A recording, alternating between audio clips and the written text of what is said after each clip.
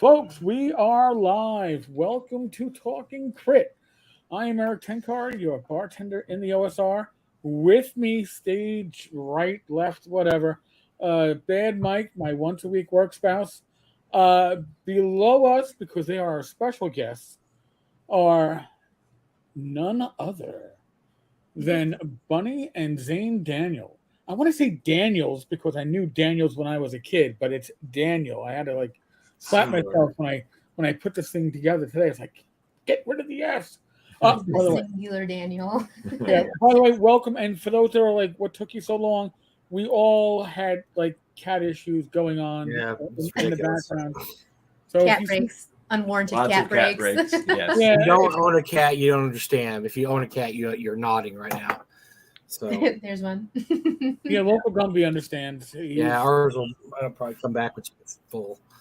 Yeah. But yeah, we got the Dungeon Damsel, who burst on the scene and is now probably going to overtake our show in about 2 weeks with subscribers. But yeah, I was aware of the show because you just kind of started posting stuff on Facebook, and then I started watching some stuff, and then you guys launched your Kickstarter. That's not really a Kickstarter; it's a Backerkit Kickstarter, and that just blew up. And it was ShadowDark, which is Eric and I. We love ShadowDark. Yeah, we're big fans of Kelsey and ShadowDark, so we just wanted to have you guys on and see if your Backerkit. What do you call it? I keep wanting to say Kickstarter. It's not a Kickstarter. It's a Backerkit. it's called Backerkit. Yeah. It's a crowdfunding.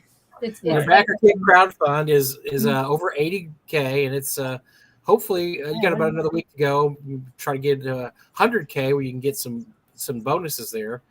So if you haven't heard about it, check it out. It is very cool. I'm going to let you guys talk about it a little bit, so I don't just ramble on. And you're like, well, no, it wasn't really that. So just, you guys tell us a little bit about Unnatural Selection and what it is exactly. Do you want to take it away? Sure, I'll start off. You're the good one Thanks for having us. And you could talk as long as you want to. That's not a big deal to us at all. Oh, we talk all the time. So yeah, folks, there's the cat. If you were wondering, did you hear that? All right, and you can probably started too. He's almost right in front of the camera. So while we fell in love with ShadowDark just like you guys did, and it's from my story, I played OSR before it was called OSR because it was current at the time. Sure.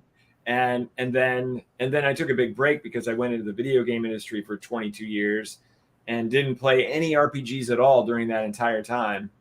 Always kind of remembering it fondly, but it's a different type of gaming world. It was in, I was thinking back, I was in the same place for 22 years with all these people, and we would play games together all the time. They would play some board games, but obviously mostly video games. And nobody played RPGs. There was never somebody that said, "Hey, we're gonna play some D&D. Do you want to join in?" or anything. Never once did it come up.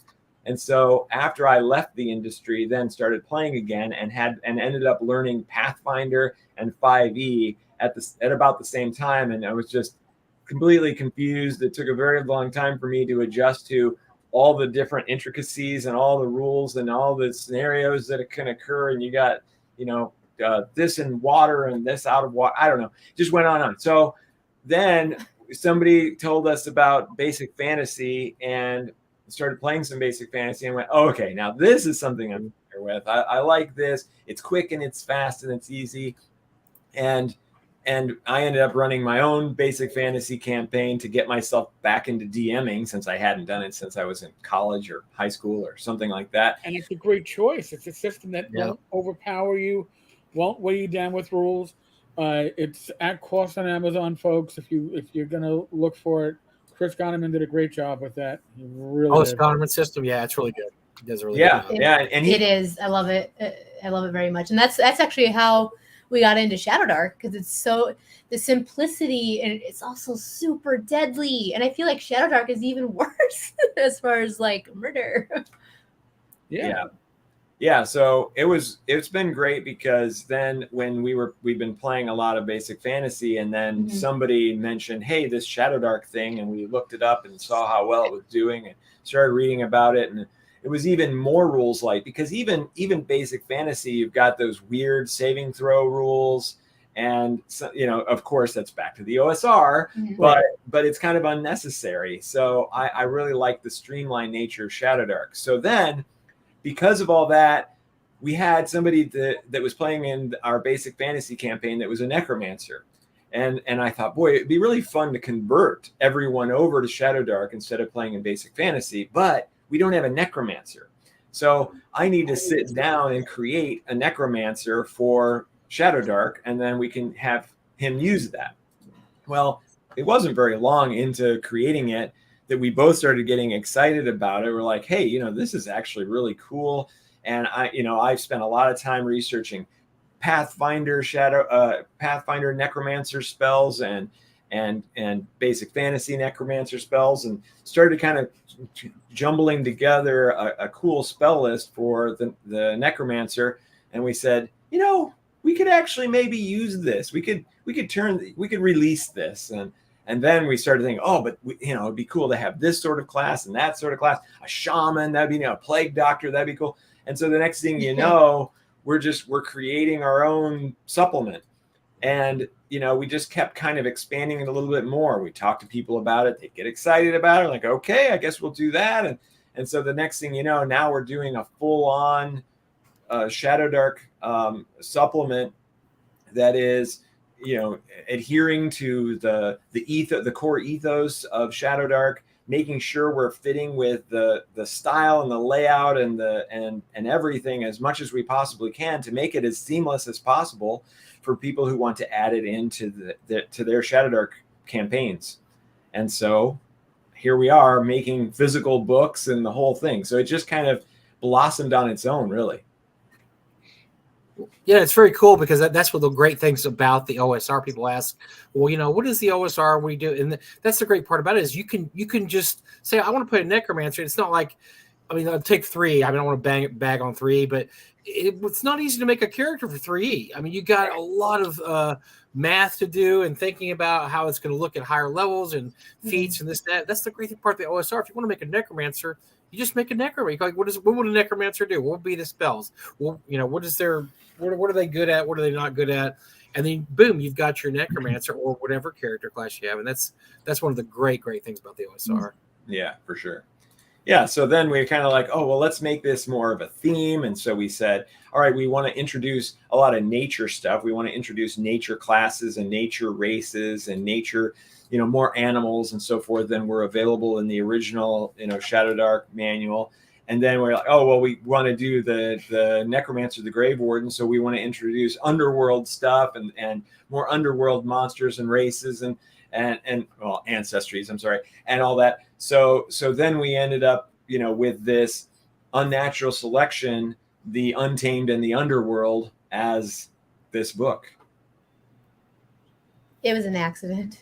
Yeah, it really was. It was just a sequence of accidental events that led us to an $80,000 Backerkit campaign. Yeah. Well, it's a good choice because, as you know, the Kickstarter for ShadowDark made, was it 1.3 or was it 1.8, Eric? I forget, $1 million. 1.3. It might have made more. Yeah. After. 368 is what I Yeah. So, that's a good choice because it seems like almost anything ShadowDark right now is really taking off because it kind of it came at the right time in terms of people that've been playing 5e almost 10 years now. And I know a lot of people because I do North Texas RPG Con and we schedule events, and a lot of people they play 5e, but they say the same things. I say, it's fun to play, but you can't really die unless you just really do something stupid, and not really that you have long rest, short rest, and this You're laughing at all the dumb things. I'm laughing at all the dumb things he does when we play our 5e when we play game. 5e, I'm like, it's a 200-foot drop. I'm jumping off. Literally, no, it's not even just that. Just see what happens. It was I probably it was won't like die. a bottomless hole, so I had Yeah. to like jump off after him and use feather fall so that he didn't die. Like, But I wouldn't have died It was even fun. if we hadn't. So that's the amazing part And about see, it. you're doing that, and see, people. I swear, people who love 5e say, "No, that's not wrong. You can die all the time 5e." I'm like, no, you can't. I don't see it. I don't see it. You're like, so it came along. People they liked the 5e engine. I mean, they like about it. They just didn't like the fact they didn't feel like they really had anything at risk. And then I've seen a lot of games come along, and this is probably the best of them that say, "Yeah, we're going to do 5e, and we're going to lay this framework on top of 5e, and we're going to make the dungeon dangerous again." You know, you're going to go in. If it gets dark, bad things happen. You know, you don't always have things going your way. And I just think it hit just the sweet spot of the timing. And then plus it came out right when the OGL stuff, you know, went to hell in a handbasket with WotC. Yeah. And, you know, people just wanted to support a game that wasn't WotC, because I think people still like 5e. They just don't like WotC. They like 5e and they like the system, like the framework. They don't want to give WotC any money, and so it worked out great for you guys, right. And for obviously for Kelsey also. Yeah. Well, and the other thing that, you know, a lot of people who are in the ShadowDark community, first of all, they're amazing folks. Like everybody in that community is very loving and caring, and they're all rooting for us, and they're participating. Like I run live play tests so we can go through and try out make sure the ancestries are right, make sure the classes are right, the monsters, all the stuff, and I get great feedback from them, and I implement it, and we're all working on it together kind of, and it's really been a fun thing. And anytime I have anybody with even just a slight little bit of you shouldn't do it that way, then I go, hey, what about, well, what's your way then? And then they tell me, and then maybe I integrate it because it's a good idea. Like, why do we have to pick sides, and why do we have to be, you know, negative with each other? Really, that ShadowDark community, it isn't negative at all, and that's what's really been beautiful about it. I have told Kelsey that I, out of all the game places I go to on Facebook, I love going to their Discord page and their Facebook page most, because it is the most. It's just, they're just nice. Even on the OSC page, and I love OSC too. You can get the OSC seems to be like old schoolers that like BX and want to play OSC, and then a bunch of new scores, and they will have a conflict sometimes. But no, the ShadowDark guys are so nice. I told her it is so weird to come to a page about a game and everybody's so helpful and nice, because that's not always the case at all when it comes to game Facebook, either Facebook pages or Discords. Yeah, for sure. Yeah, there's always somebody who's trying to stir crap, and usually it's pointless. And the ShadowDark community on Discord, I could pop in at any time, day or night, active conversation, and people aren't fighting with each other. And you know what, Eric? They're talking about games, which is crazy. Yeah. and rules and stuff. And so many of these groups, they take side trips into politics, or I don't know, Star Wars. I mean, you can't talk Star Wars. You'll get in a fight with somebody, fist fight, or Star Trek anyway at this point. But yeah, so they get these digressions. But the people in ShadowDark, man, they keep it real. They keep it right there on the subject. So yeah, I'm a big fan of the game system, of the people, you know, of Kelsey and her wife, and just everything they've done. And they have marketed that game so well. They did such a good job marketing it. But speaking of marketing, you guys have too. So I wasn't really aware of anything having to do with the Daniel. And then I saw this video somebody posted, Dungeon Damsel. I'm like, oh, I'll watch this. Looks cool. And Bunny was just so funny and just so into it. And she reminded me a lot of Kelsey, because the one thing about Kelsey is she's so into it. And once you start talking to her, you get excited about stuff. You're like, yeah, this is cool. I want to play this game. And that's the kind of same vibe I got off Bunny. And then I watched a few videos. I go, man, she's really got something. There's something going on here. She's really, really into this, and she does great videos, and they're funny. And then so the Unnatural Selection came out, and boom, it just blew up. So I think it's well deserved, because I think you guys did a good job. Thank you. What do you think about making videos? Oh, like making my YouTube videos? Yeah. It's just, I actually have a lot of fun, because I always have to like think of, well, because everybody likes the cat break. So I'm like, okay, so what can I do for the in between? And then what ridiculous tropes can I continue to like put in every single video? And I've I always swear and I always bleep it out, and I always do something really stupid, like I don't know, throw a spoon over my shoulder. People were talking about how there's gonna be like a pile of spoons. Stop it, cat. Stop. People say there's going to be like a pile of spoons, like of all the spoons I've been throwing over my shoulders, or all of anything that I've thrown over my shoulders, like books and what if I? Well, and have you guys listened to her singing at the end of the video? I always have a song every time. Yes, it's great. Yes, that'll get you. So the first time I ever did a YouTube video, I sang, and I didn't realize that get your thing bleeped out. So the very first video I ever did, I didn't realize that singing a song will get you. My video goes fine, then when I start singing, there's no sound. Oh, that's so weird. That's because of your microphone. That's because of your microphone. It's calling it out because it doesn't think that you're talking. Well, right? Like if there's a lawnmower that goes by your window, it makes that sound drop out because it doesn't want to. I thought it was our corporate overlord saying. I thought it was our corporate overlord saying, "We don't want you to sing a Judas Priest song." So, right. So saying, "Nope, you're not allowed to do that." So there is a cat break that's happening right now. Someone just mentioned because he's. Is there a dedicated cat cam? Mine just wanted watching Zane go like this. Like he was going crazy. Well, I just have one, and Eric just have one. You got three. She got more of a problem than we do. Wow. My girl was being okay. She was. I think she was just hungry. She was bothering the hell out of me before the show. But yes, we have cat breaks on this show too. They jump on top of the. Oh, good. This is my kind of show. Yeah. All the cat breaks. So what made you so? How did you get doing the videos, Bunny? I mean, you just decide one day, like, I'm going to start streaming. I mean, was there a purpose in mind? I don't even know. I mean, what was the reason I started making videos? I don't even know. I have no idea.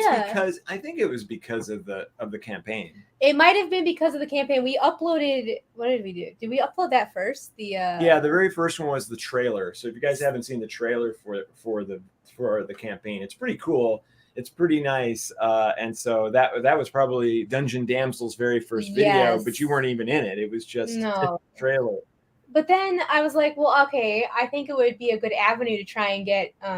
Well, first of all, I mean, I love ShadowDark, so it's getting some of like the ShadowDark rules and how to do and play the game, or like I did the One Voices one. I just want to try and help people like bring more people over to ShadowDark because I feel like there still needs to be even more individuals because what is it like only 14,000 that supported the Kickstarter. Like I want more people to be a part of the community because the community is so great and the game is so great, and so that's why I started the YouTube channel. But then it's also like a double-edged knife. Double-edged would be bad. No, okay. So what is the good? What is the good? It's a double loving sword. I don't know. It's a double stabby stab.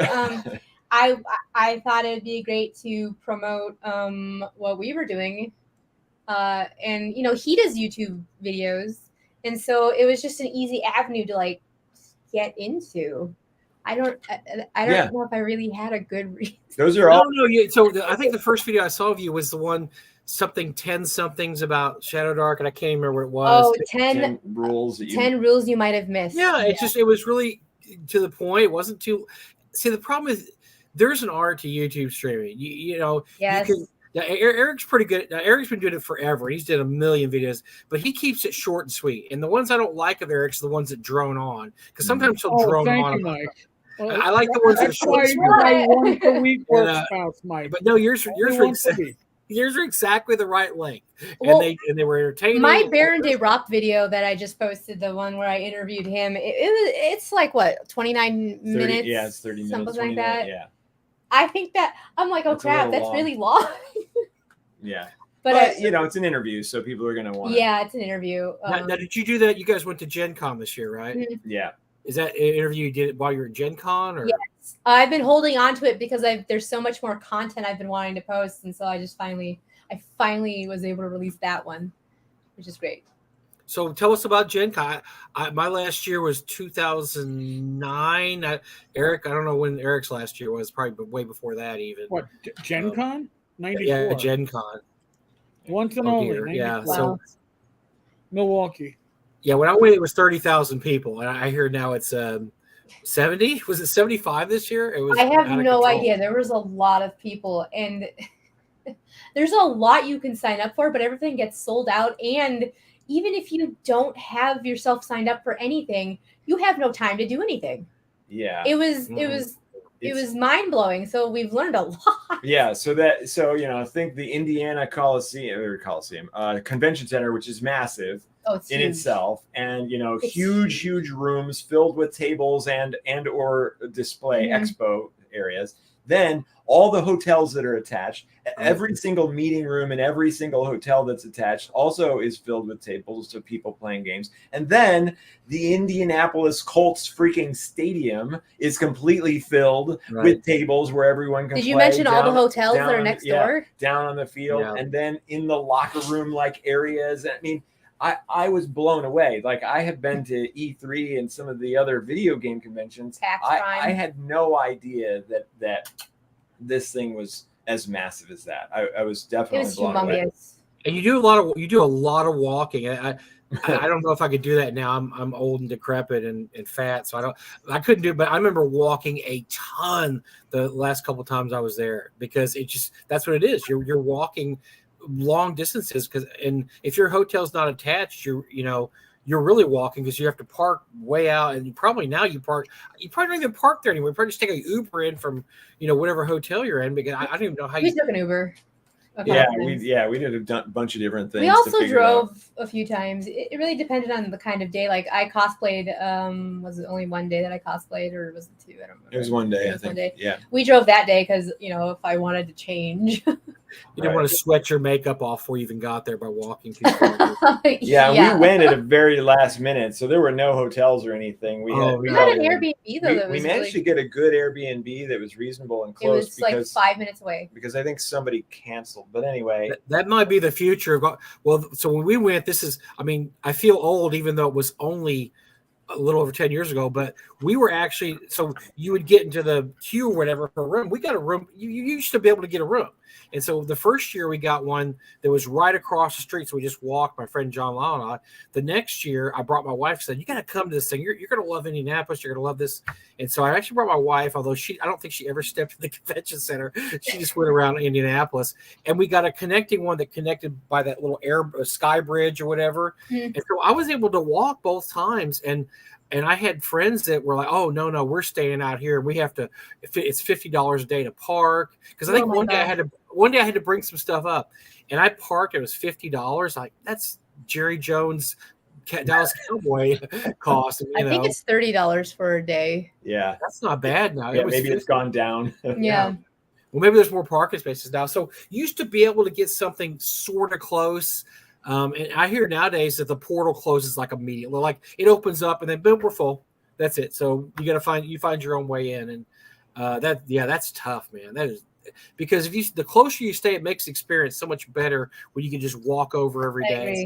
Yeah. Because you could even schedule something for 1 a.m. and you can go back and rest for a while and then go do it, as opposed to having to park and figure out where it all is and so on and so forth. Yeah, every night we were up I remember some nights walking home from the hotel like 4 or 5 in the morning because we were that close and it wasn't too bad. So yeah, that would be tough to do if you were like 15 miles out. But like you said, you always find an Uber. You have to find an Uber now or something like that. But yeah, that is such an. I'd love to go back, but man, I am way past the time of ever dealing with 70,000 people conventions, and Eric and I are both the same. We feel the same way. We stick to the smaller Gary Con, Gamehole Con. I want to go to Gary Con. Gary I think we might go this next year. Well, I'm going to try to pitch North Texas to you guys. You guys come to North Texas. That's the one that I run with my friend Gary, and we cap it at 500, and we have a massive special guest list. There's all kinds of old school guys there. We have newer people too. Kelsey was a guest this year, and it's just great because it's very intimate and it's very OSR oriented. We play a lot of 5e too. Where is it located? It's in It's right north of DFW Airport, so it's in Dallas Fort Worth. Oh, okay, that'd be great. Yeah, we're not too far away from that. We aren't. No, not really. I mean, it's a 6-hour drive to Houston. Not bad. Well, it's a hub. Well, it's a hub too. So lands here. And and then you just take a shuttle to the airport, and you don't need a car the whole time because or a shuttle to the hotel. And but yeah, Eric's how many years you been to North Texas? 26 or something. 2014, I think, was the first year. So that would mean I only missed the year of hell. COVID year. Yeah, COVID year. Which actually we still had the con. We had the con that year, which is weird. We only had about so we told people from out of town, don't show up. We don't want anybody flying in, especially our older guests. We don't want to be the con you died of COVID at. So but we had about 70 people that were local. We just said, look, we couldn't. It was a weird thing with the contract. We couldn't get out of the contract for the hotel. So we had the hotel, and eventually they just said, well, nobody else has a convention, so you guys can just use it for whatever you want. So we just invited, 70 people showed up. So we're proud to say we actually had a con during COVID because we were lucky too. Our con is the first week in June. And at that point, COVID was always really low right around the summertime. It didn't start picking up again until later on in the year. So yeah, we don't think we've ever had anybody. Oh, I guess we had a couple people that had COVID at the con.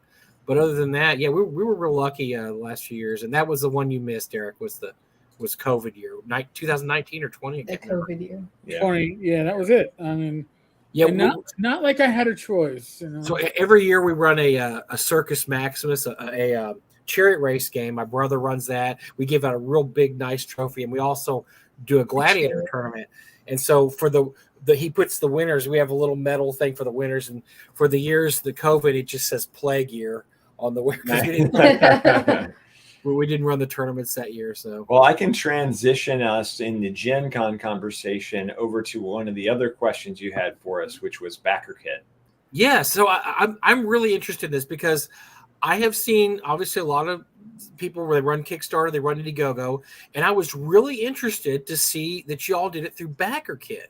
And so tell us the story about that and how that works out. Right. Well, we were all ready to go on Kickstarter. We had all of our stuff set up practically, and we were just like a couple of days away, essentially, of being able to launch on Kickstarter. And then we went to Gen Con.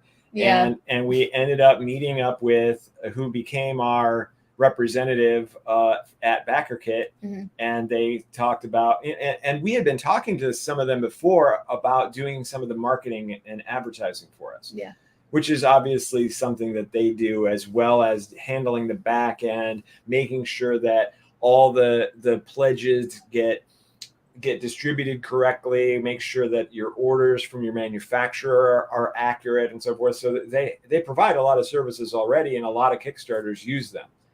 But then they suggested, oh, by the way, we also have our own crowdfunding thing, and it did pretty well for these guys, and whichever one it was, the $5 million project. And so we started to look into it. And one of the things that really stood out to me was I'd done 2 Kickstarters before. They were very small. They were for a comic book series that I wrote.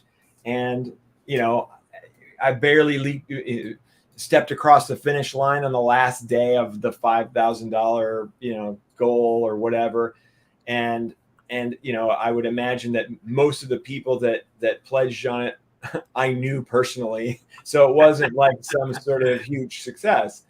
And I realized that what they were going to offer at the very least was going to be personal representation. So at any moment I could reach out to someone and say, hey, what about this? Or how do we handle that? Or this sort of thing. So that kind of hands-on was very inviting. And I still have yet to hear if Kickstarter has any sort of service like that. As far as I know, you're on your own and you're doing it completely on your own. And maybe somebody else knows different. But no, that's one of the gripes against Kickstarter is that they started out helping people, but now they're really concerned about the people making $1 million. And if you're not making big money, like, just run your Kickstarter. We really don't care about you that much anymore. Right. Yeah. Yeah. And they're very much like, okay, we want it to be a success. So did you do this? Did you do this? Did you do this? Did you do this? How far along are you on this process? That's great. And if you're not ready, then put it off for a couple of more weeks. And so they advised us to do that. That's what happened to us. Yeah. And so we pushed it off. Yeah, we would have already been done a long time ago and probably had, a quarter of the return. So That was one big thing. And then plus, if you're going to use them anyway for the back end and you're going to use them for the marketing, then why are you even adding Kickstarter as another external service that you have to use?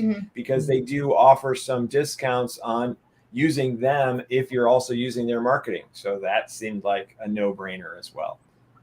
It's cutting out the front man and making your middleman your front and your middle and your back, and then you're the end. Like it just takes out another step and another. Well, you know, Kickstarter takes out a percentage of your earnings, and so does Backerkit. So it's like, why would we want two different percentages to be removed? Right. And that's not even like the only thing. It's the communication, and it's like they're holding our hand is what they've been doing for us. So they've been amazing. Backerkit's been amazing. Backerkit. That is great because that's probably one of the biggest things you hear from people just starting out is they don't know really what to do, and they're not sure how. And, you know, usually what happens in our community, the OSR community is really good about, hey, I don't know how to run a Kickstarter. How can you help me? And we know, Eric and I both know lots of people that are very helpful to people just starting out. And say, okay, you need to do this, you do this, do this. But that's great that Backerkit actually, you know, it's like, look, we're going to step in and really help you guys out here because we want this to succeed. That's how Kickstarter used to be a long time ago, but they haven't done that about 10. They've been that way about 10 years or so. Probably, yeah. No, that's good, and it seems like it's worked out because you made $80K. I mean, right off the. I mean, you were raking in the cash right off the bat. It looked like, I mean, it's very successful Kickstarter, I would assume. 10 minutes. I think we had 24K or something ridiculous. Well, then that shows you too the huge following the ShadowDark community. Yes. I mean that is all. They show up for their people. They show up for their team, so to speak. Like they are. It feels like we're part of a big team. Yeah, that's what it does feel like. It feels like we're part of just a big cuddle circle. Mr. Gunn, I don't think that a Kickstarter would be advertising for crowdfunding that shows up on Backerkit. No, they're not. Sorry. That doesn't seem like that would work out too well for them.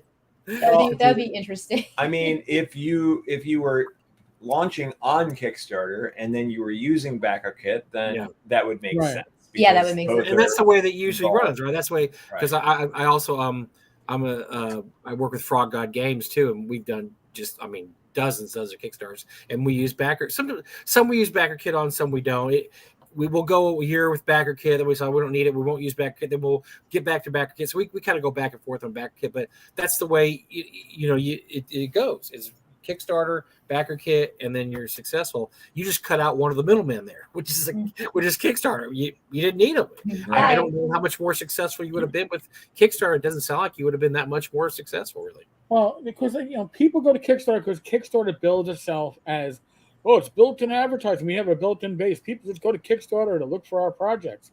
But if you're building off something like ShadowDark, you don't need some rando having to find your project. Right. You have a community that is rabid, looking for other ShadowDark material, quality ShadowDark material. We'll take a look at this page, so folks can see, what you guys are looking at here. Look at the art. Look at the layout. It was a really nice setup. Yeah, you guys did some good. That was a really nice setup. And the Backerkit is very clean. Very clean. It's a clean interface. Yeah, which, the older you get, you want clean because I can't stand digging through shit. It's also really easy to navigate. Like not only is it clean, but there's the side panel things where you click and you can go exactly where you want to look at. Mm-hmm. Yeah, and you were saying something about Kickstarter. There's all this community of Kickstarter that are there. Yeah, but it's the name though. That's why. But there's thousands of other projects going on. So how are they ever going to find yours? Sure. Whereas at least right now on Backerkit, we're very much featured because there's probably 30 projects on there total. We were number one until Monty Cook, obviously. That guy. Nobody's ever heard of him. What has he ever done? Nothing. That tells you a lot. If Monty Cook, who has built himself a very successful business, is moving from Kickstarter to Backerkit, if I was Kickstarter, I'd be a little bit nervous. Yeah. losing market share. He's a smart But guy too. I think they should be nervous. The layout, the font, this again, as Mike was saying, we're two old fucks. I am 56. I've been wearing glasses since I was 14. I can see this on my. It looks beautiful on my screen. I can tell already when I get this in my hands, I'm going to be able to read it. Whereas our pet peeve, if you ever watch our show, we love the Swords and Wizardry box set, and Eric and I both eventually said we couldn't use it because it's the font's too small, and that is a huge. If you're doing old school stuff, your audience is going to skew probably a little older than your average project. You have to make it readable, and I just don't understand when people don't get that. They just don't get it. I want to be able to read it. I want to be able to see the pretty pictures and see the writing. So, yeah.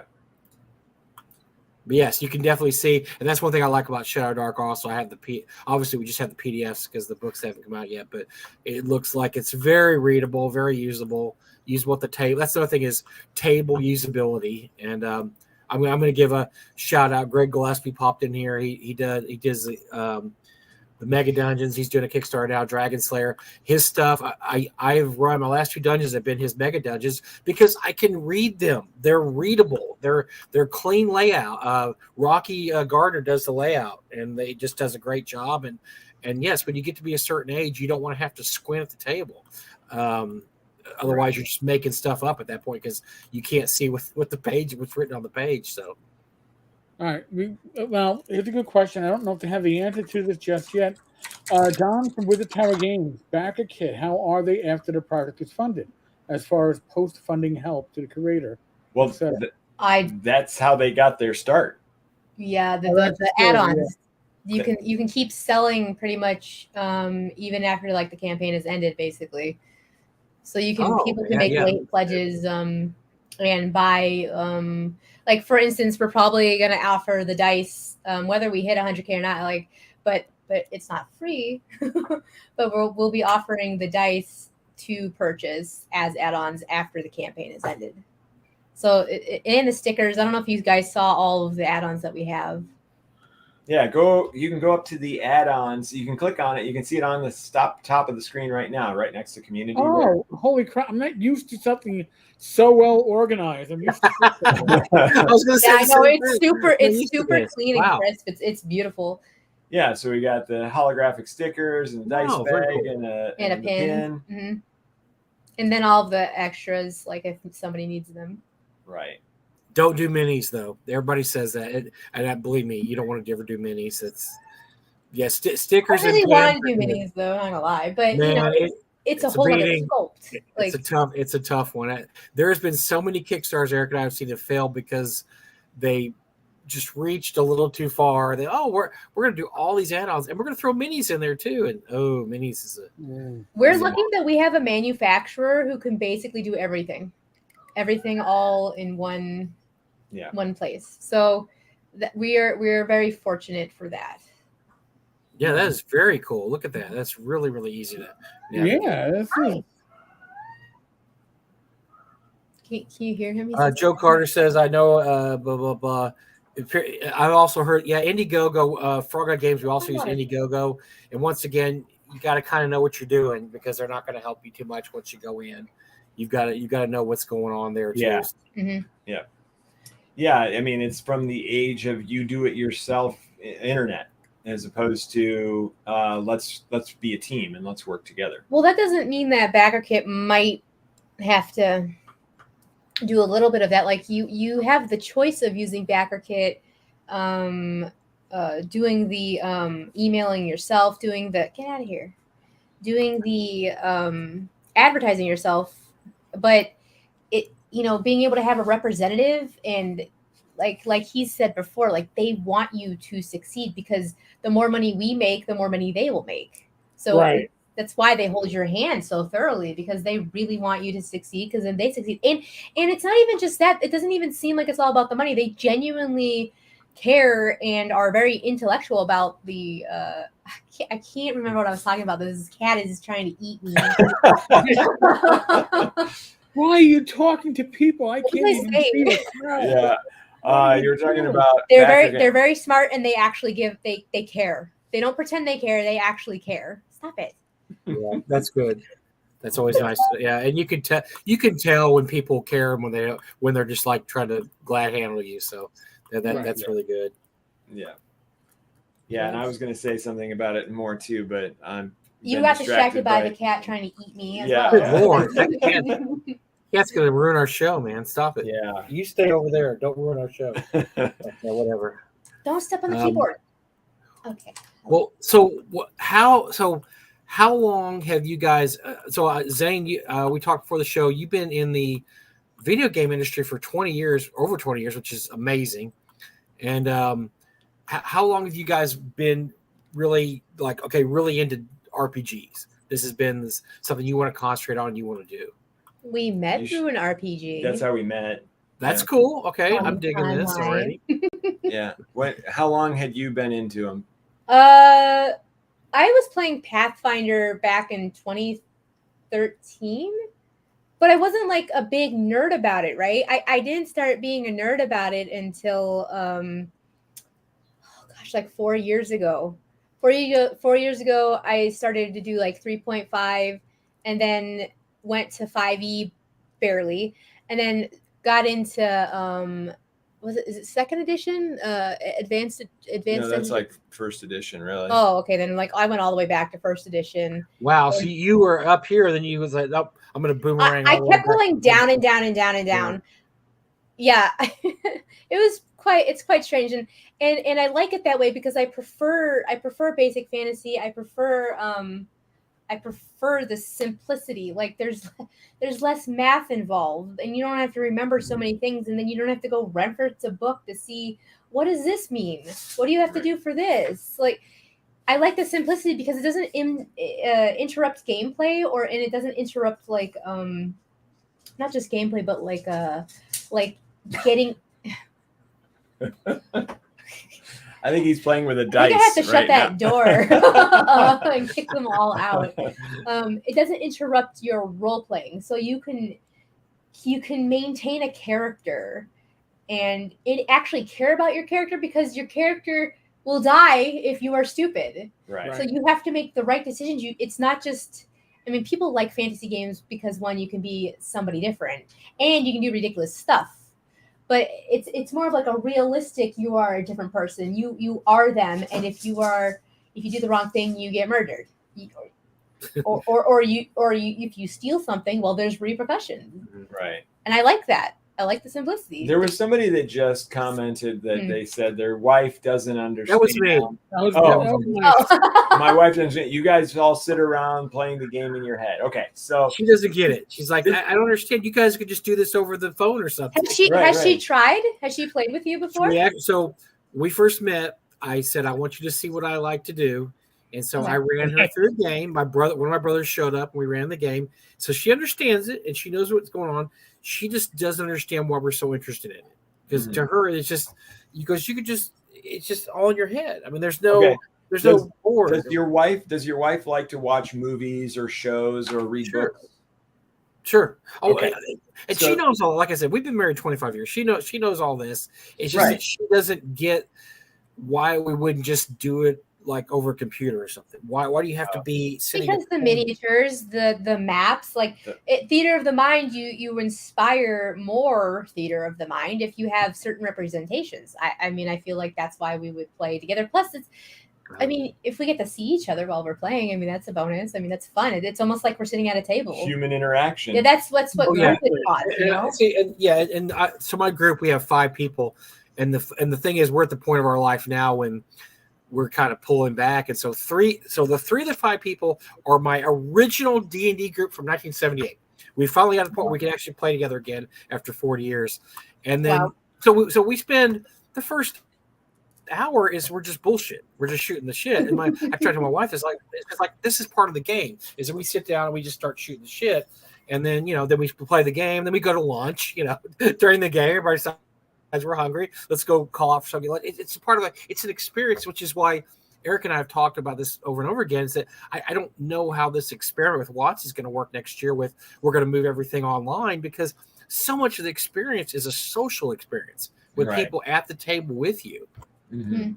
Well, yeah. I mean, even if you're not using minis, just a yeah. And the reason I was saying, okay, does she watch TV shows or movies or anything? I mean, it just kind of hit me, even though it's very obvious. All we're doing when we're doing this is we're finding another way to have a story told to us through a movie or a TV show or reading a novel, except that we're actually involved in it. Mhm. So it's just another form of essentially mindless entertainment, except that we get to not be mindless during our mindless entertainment. Well, and you get like, and so after we play a session, I have a Facebook page for all our campaigns, and I'll write up the session, what happened. And what's cool is, the best sessions become a story. It's like a story you read. And I, this year I gave we just started a new campaign this year, and we played the other one for 2.5 years. I said, okay, I want people to really get involved in this. I'm going to give you extra credit if you write a session from your character's viewpoint.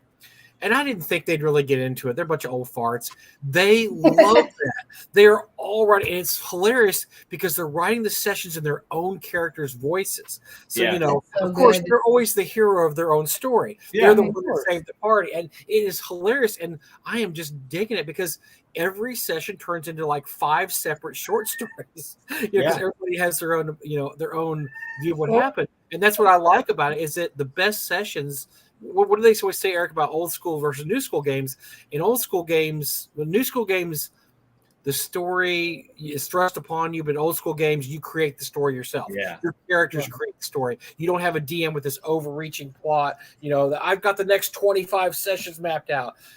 No, when you're playing old school, you just let things happen, and then things develop organically based on what you're doing. And that's happening in the campaign we're running now. There's things that I didn't really think about, but because the players are interested in it and they're looking in these directions, I'm like, I'm going to develop that more. That is a really good little plot twist there. And I feel like a lot of the newer school, there was a big schism several years back between storytelling gaming and dice rolling. And it got pretty ugly, didn't it, Eric, for a while? The Google Plus days, the storytelling. but that was part of the difference, and that's why a lot of them come to OSR is they don't want to do the storytelling stuff. They don't want to have the what's the trope? The character with the 13-page backstory. Here's my dad was a prince, and this this and that, and like, right. Because if you do that in OSR, your character could die in 5 minutes. You just waste exactly. Your character's history evolves in an old school game. Mm-hmm. You reveal things about your character survives. That's generally how it is, at least in my experience. And now, Mike, when you were doing that, right up your game session, were you giving out XP for that? So I told them this. I said, you'll get something in game that will help your character. Okay. And they would get like a minor. I'd work into the story. Like my brother wrote up a session, and so he ran into his uncle who was missing an arm. He's an old dwarf that had fought in a campaign, and he gave him his set of magical chainmail, like in an back alley. Okay. And then that became a plot point too, because he turned that like, well, how did my uncle end up here? And so we went into kind of a little story about that. So I gave them all something. Somebody.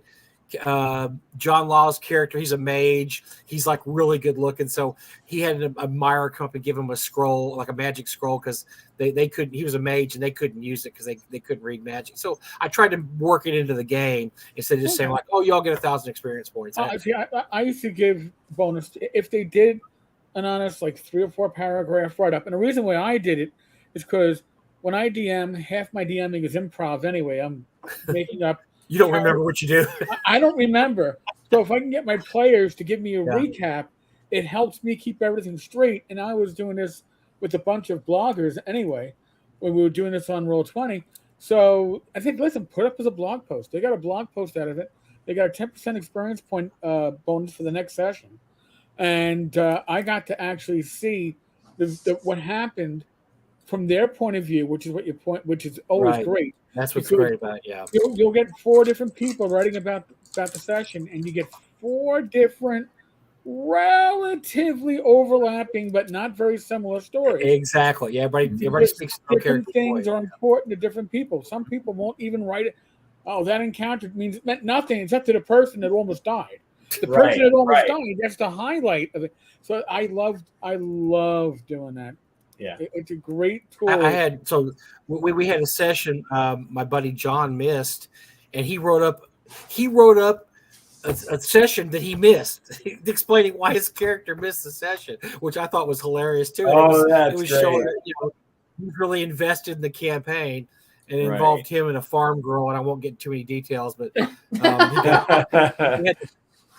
he was messing with the farmer's daughter, and then he got caught and had to run through the woods. And next thing he knows, he shows up back in town. Everybody's already left for the dungeon. So I was like, oh, that's pretty imaginative. And it also it showed something about his character. His character's kind of a sleaze bag, which it played into his character. So it was part of the part of the whole atmosphere of it. And so I didn't really use it. I heard about using it, and I tell you another thing that I use that I really love now. And I know this has been used before, but I didn't hear about it till ShadowDark. Was the what do you call it when you celebrate after the adventure? Carousing. The carousing. Yeah. They love the carousing rules. We started using them in my new campaign. Oh my God, these guys are like, let's go light up the town, party, and see what happens to us. And they're like hoping something bad happens. So I mean, that's how twisted my group is. Right. Oh, please say we burn down the town. That would be so awesome. Burn down the town. Well, let's bring this into Unnatural Selection then for a second, because in our book we expand the carousing rules to include the shaman class, and in the case of the shaman, then what are you going to do? You're not going to go run around the town getting drunk. You're going to go on a vision quest, and you're going to go on a psychedelic plant medicine journey, and you're going to go through all the chaos and everything that's associated with that, including, discovering something about yourself, learning something about the world, being whisked away outside of your body and seeing, the truth of the universe or whatever. and now you get to essentially apply that back into your character so that you can, have that advancement or whatever it is that you received while you're doing the carousing through psychedelic plant medicine experience. Yeah, I did. That's very good, because we have one of our characters that's a paladin, one of the players, and he says, well, my guy wouldn't go carousing, which is true. I'm like, okay, you're absolutely right. So I had to think of a mechanism for if he wanted to go carousing, what he would do, and that sounds great. What you guys thought up is awesome. I'll have to riff off that when I get the rules and look at that. Right. Well, and you can even get that on the quick start guide for Unnatural Selection, which you can get to through the Dungeon Damsel website, which of course is dungeondamsel.com. So if anybody wants to check out the rules, it shows you the 4 classes, the first couple of tiers of spells, so that you can get started and test it out. And if you do, then we would love it if you gave us information about your test, because we got tests going all over the place. Yeah, why not? Sure. And we're using, all the test feedback as much as possible to make sure that everything is as tip top as it can be. Mm-hmm. And what I've seen, there's always, even if you're not playing ShadowDark, there's something in here you can use. I saw some of the stuff on the quick start. There's a lot of things you can use in here, so definitely. The carousing table. The carousing table is a great idea, and like I said, my party they're addicted to it now. That last time we didn't have any carousing because nobody was close to moving up, and they're actually kind of disappointed because I really play off what happens to. What system do you use for your game? So when we started the new campaign, we usually use old systems. I said, "What do you guys want to play? I'll play whatever you want to play." And we actually do 2E, second edition, because that's kind of the system. We played first 1E. We've been playing since 78. And we segued to 2E. I really like a lot of the things about 2E. I like they're the first game system that had different clerics, where your cleric of healing is not the same as your cleric of wars, not the same. And I always didn't like the fact that every cleric is exactly the same and they all have the same spells. So we all have the 2E. They're saying, well, we already have all the books and we know how to play the rules. And I play a very stripped down version without all the proficiency, like all the little add-on crazy things they did. And that's kind of hits our sweet spot. But we played BX before. I like BX a lot also. BX actually is my favorite convention rules. When I do conventions, I use BX. It's just a really simple session. I might start using O now because it's basically BX with a few little. I'd love to run a ShadowDark game too for at a con. I think that'd be a great con game because it goes against a lot of people's expectations of what a old school or what a new school game. Well, yeah, especially if they played 5.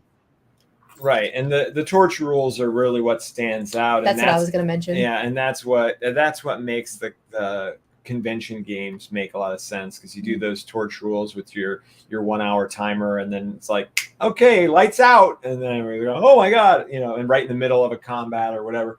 So it works out really well for everybody, especially if you're trying to ramp up some of that fear experience that I think that OSR provides. What was funny is when on the ShadowDark page, sometimes you get these people that come in from 5e, and they're like, I really like the ShadowDark rules, except for, and they name 5 things that are the ShadowDark rules. Like, I don't like the torch thing, and I don't like this thing with this thing, and I just laughed. I'm thinking, I think you really still want to play 5e. I don't think you want to play ShadowDark because that's the whole point. Is it's all about a buy-in, right? Because they're like, well, the torch rules don't make any sense because you would just tell your torchbearer just to light another torch whenever the torch is going out. But every set of rules you have, there's a buy-in to why the rules work that way. I mean, D&D, the whole buy-in for D&D is, it used to be back in the day, is, well, my character only gets to do one thing around. How come I can't do 4 or 5 things? Just look, here I am. I'm sitting here. I just grabbed a bottle of whiskey and I grabbed this. I mean, so I could do 5 things around, but the whole buy-in is no, you get one thing. You got to choose that one thing carefully. Because everybody's doing everything simultaneously. Right. It's a representation of that. Yeah. But yeah, when you take certain things out of Shadow, like when you take the torch rules out of ShadowDark, you're not playing ShadowDark anymore. You're playing another game that, You're playing Shadow Light instead. Yeah, exactly. You're not playing ShadowDark. You're playing Shadow Light. Good one. I feel like torch rules is what makes it ShadowDark. Like, and I like the spell casting. I like the spell casting. Yeah. So when you fail with a 1 at casting a spell, like in one of his in-person games, we have a wizard who keeps trying to cast light, but and I shit you not, every single time he tries to cast light, it's a 1. Every time. Every time. So the and gods one of the times the what is it called? Mishap. The mishap was 10 or a near radius of complete darkness, of magical darkness. So he did the exact opposite of what his intention was. It was really great. Yeah. So Eric, when you test played ShadowDark that time, what did you like about it? What was the thing you took out of the ShadowDark test play when you guys did that game? Can't hear you, Eric. He's quiet. Oh, I was muted. There we go. Stop muting. I was drinking my circle and it makes slurpy sounds. I just slurp mine on. What we liked about it is that it plays quickly. It plays as fast as me running a Swords and Wizardry Light session. You don't have to continually refer to the rules. If you remember something from an old school game, it likely works very, very similarly, if not exactly. So you don't have to go, oh, gee, what's going to happen? You tripped and fell 10 feet. Well, it's probably going to be. If you make it a D6 damage, you're probably right. Not even looking at the rules right now, you're probably going to be right. Whereas, and I've played one session of 5e at last year's ShireCon. I'm going to ShireCon again this weekend in Connecticut. And it was a great 5e session. You were playing a bunch of Charlie Brown characters, fighting off Cthulhu type. I already like this. It was well done. But when I got handed my character and it was 8 pages for Snoopy with the 7th level monk, I went, I can't read this in the time allotted. I don't know what my character can do because I can't think. It's just too much for me to absorb. ShadowDark doesn't do that. And at the same time, ShadowDark characters aren't quite the cookie cutters that people often complain about with D&D characters. Like, oh, every fighter in AD&D specializes in a longsword or a bow if they're an asshole. And that's it, right? Everybody wants a longsword. Whereas ShadowDark, your abilities, your special shtick, so to speak, is randomly determined. And when you get a new one, it's randomly determined. Your character will progress Right. on a different path, even if you are the same class. I like that. That's something that more old school games should be looking at. I don't who you'll say, well, it's all how you play your fighter, sure, but if you're playing in basic expert or old school essentials, pretty much every fighter is the same fighter. Maybe you play it differently, but it's player skill. But to actually see natural evolution of characters as they can evolve, and they won't. Oh my God! I might as well have my cat back here too. Yeah, But mine's she will listening. She's very- freaking out. She's like, my, "What the my, hell?" my cat will woof.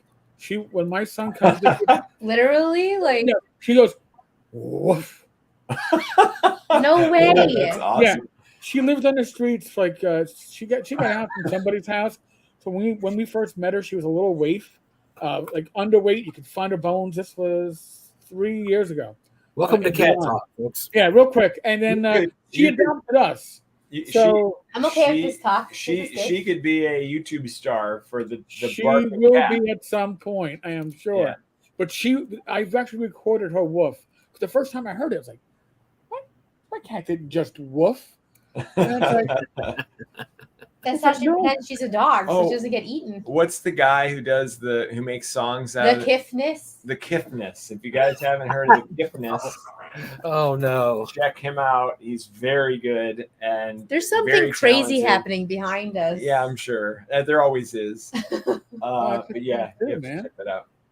but Oh, why do you hate Yay! Thank guys you. are Thank you, Mr. Gunn. I said you guys owe me a beer now, so Yes, we're here now. Yay. my, here's a my figurative slick beer. sales pitch. Well, I mean, Eric can tell you this, and Eric's the same way. When we like something, we don't get any. What do we get out of this, Eric? Do we get anything? We don't get paid. Do we get reimbursement somehow? I don't know. dude, I never have. I make less than $2 a day on ad revenue from, Right. From YouTube. Well, I'm your flunky, so I'm making less Wish than I that. made But $2 we like something, we will push. We will definitely push it, and I think Yeah. that sincerity shows through when we push stuff because we're not getting paid, and Right. that's the whole thing. Is some of these shows you go on, you could tell when the person's a plant because they're like, that they're way too interested in it, and they just Right. have all the right things to say, and you can say, okay, Sure. they're getting paid by the whatever. Right. I mean, Yeah. nothing against that. Streamers, that's how a lot of streamers make money. Yeah. I know, so like Jenny D, who I like, she makes money off she has product placement and stuff. I mean, if you got that gig, great. But no, if we like something, we will really push it. And it was funny when we first started talking about ShadowDark, we had so many of our friends going, "Oh, it's 5e. Well, I don't like 5e. 5e sucks, and Oh, you're Oh, like, no. no. It's different. It's not really 5e. And Oh, I didn't know that was you there. Kelsey, who's I never heard of Who's Kelsey. that person? Yeah, Well, and so- listen, I will name a personality. By the way, the RPG pundit was putting it out there that Kelsey was paying off YouTubers, and apparently, oh yes, yeah, I remember that. included me in that line of reasoning. And then I'm getting messages going, "You got paid to do that live stream?" I went, "Which live stream? The live plays or having Kelsey as a guest?" Because the answer is no, and no. Yeah. Well, I heard. Well, go fuck yourself. I mean, all due respect, anybody who makes an accusation like that, just because some people like to hear stuff and go, "Oh, it must be true because it's negative." No, it doesn't. right. There are Yeah. people that are very against ShadowDark for some reason, and I don't understand it. I just don't understand it. It's the same people that are against anything new or different. I'll tell you, this is a criticism I've heard of Kelsey and ShadowDark, and this is a dumb tangent, but we're gonna go with it anyway. Is that, well, I've never heard of her before, and so I had kind of heard that too. He's But I been looked, in the scene. she has been making videos, and I did not know this until Eric introduced me to ShadowDark. I started looking on YouTube. She's been making videos for 3 years. I'm like, she is not a flash in the pan, just popped out of nowhere. She has been on the scene a long time. She's also made 5e content. She's Yeah, getting on honed her Damsel. craft. I mean, she paid her dues, and that's what I heard from a lot of people is, well, she didn't pay her. She just kind of popped out of nowhere. That's suspicious, and she didn't do this. Nah, she No, got in there. Suspicious. she's been on a long time, and I was shocked because I'd never heard of her, and she'd been doing content stuff for up to like I think the oldest video I found was 3 years old. I was like, I can't believe it just passed me by like this. But you see, Mike, it's the same thing. Like when I started doing podcasts before I started doing YouTube videos, my podcast was successful right out of the back because I had a blog that was established for years. Kelsey established herself not just a YouTube channel, but by being the DMs Guild. Now, in the OSR, maybe you don't see what's going on in the DMs Guild, but the 5e players certainly saw her work, saw her quality. She had James Mishler as her, as we would call it in the MIP. Once she said that, I knew she was legit. Once she said that James Mishler was her first DM, I knew she was legit, definitely.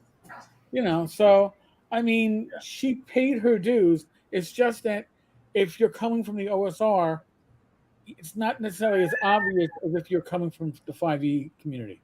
Because the 5e community, she was already known, but she's presenting 5e in an OSR old school way. Because again, I've dealt with those arguments too. ShadowDark isn't really isn't OSR. You know what? There's a lot of OSR games that technically probably aren't OSR, but if they feel OSR, they're OSR. It's kind of like when people drive replica cars, and it's like, well, that's not a real Model T. Maybe it isn't a real Model T, but you know what? It's dry. It certainly looks damn good, and I'm sure, in retrospect, it probably drives better than a real Model T. So like ShadowDark probably has, at its core, it's building off a very solid rule set. God knows I would not want to play D&D by the white box or the wood grain box. It's unplayable. We've come a long way over the last 50 years. I'd like to think that we can take some of those advancements. Well, game design wasn't even a thing until probably late 70s, early 80s. I mean, you look at the games back then, they did not understand. Game design wasn't a thing. It just wasn't a thing. And then now the games nowadays are so much better designed. I mean, there's like, hey, there's an index here. People don't realize the player's handbook had no index. I mean, who would make a rule book without an index nowadays? But that's just the way things were done back then. There was just no actual thought to like, let's just throw everything in there. Who cares what order it's in, And the one I always love is the first edition Dungeon Master's Guide, which is a great book. I mean, it's like rooting through your grandfather's, garage. There's all these things in there, all these cool stuff, and there's so many things that you forget it's in there, but it's not organized any way you can find anything easily. It's just everything that was in Gary's head at the time that, this didn't go in the player's handbook or the monster manual, so it's going to go in the Dungeon Master's Guide. And we just don't write books like that anymore. I mean, that's just not how books are written. The people who become most popular generally are the people who poop on everybody else and create negativity. Right. I mean, we are attracted to negativity for some reason. That's why we watch the news. If it weren't for negativity being the main attractant to human beings, then we wouldn't have all the stuff that we have and the BS that you guys are talking about right now. Like, oh, it's not really OSR. Oh my God, who cares? Like that's the dumbest thing for anybody to spend 2 brain cells on. Right. It's the same. So let's talk about how we can enjoy life and how we can have fun together and why we play games and so on instead of all. But they don't. We're saying you're moving into gatekeeping. A lot of it's gatekeeping too. A lot of it's gatekeeping, but a lot of it also is the same. It's that rubbernecking effect, right? Like I might be driving east and there's a 5-car pile up in the west. Why is it that everybody where there's no accident is driving 5 miles per hour? Because everybody has to look and see, oh my God, what does it affect you? No. Yes. Can you help? No. Can you hinder anybody? No. You can have no effect on it. So just keep on driving. And yeah, exactly. Yeah, I always say, here, you look at all the chaos that just happened. I'm going to keep looking straight. You tell me all about it after we get through. That's what my wife does. She's like, don't look at it. I will tell you what's happening. So I'm going to try like, don't look. I will see what's happening. You can't do 2 things at once. Yes, so I've been there too. But yeah, a lot of it's gatekeeping. And there's a. I know when I first really started getting into boards and blogs, and I mean, Eric was probably one of the first blogs I read. His old blog. Did you ever figure out when that came out? That was 9 or 8. Yeah. You guys were talking about it last week, and I don't remember. But 2000, I think 2009. I first started noticing I would go to these forums, and there was like hazing. It's like if you get in there new and you said something, even if it was logical and made sense, you would just get beat on by everybody in there. And it was like hazing, because if you stood it for a while, you're okay. Oh, you're a cool. And I never understood that. Like, why are you hazing me? I've been playing since 1978. I don't need to be hazed. I've been here before. My opinions, believe me, I know what I'm talking about. But you would get that effect, especially in the forums. Which, gosh, there's not very many forums anymore, is there? But that was huge back in the day. Reddit. But yeah, there's part of that going on now. A lot of it's the hazing. Well, this person made. I mean, look, when you make $1 million, you're going to get beat up by some people. A lot of it's going to be jealousy too. It's going to be jealousy. Right. Yep. What did they do? Why didn't I get that? Or why did my favorite project get that? And why did this dumb project? It's. Don't call it dumb. No, that's what they were saying. I'm not saying it's dumb. No.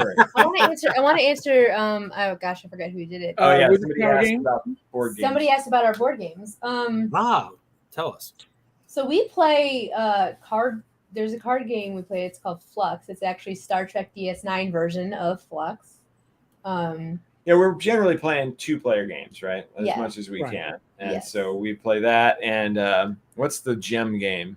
The gem game.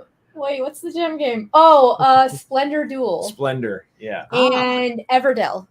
Everdell, yeah. And what else is there? Oh, Lost Cities. It's not really a board game. Lost Cities, yeah, it's a cardboard game, yeah. And we put in for one of our friends is doing a Kickstarter right now called Flock Together. We just put in for that. It's actually a 1 to I forget how many players. I think it's 1 to 4 player. It might be more than that. It might be 1 to 5. But it's cooperative. It's cooperative, and it's about like chickens trying to fend off evil. And the description is that it's an asymmetrical. What does that mean? Yeah, I was unfamiliar with that terminology. What is an asymmetrical board game? Asymmetrical cooperative board game. There's part of the boards here and parts here, and it doesn't line up. Okay, so never know. Or something like that.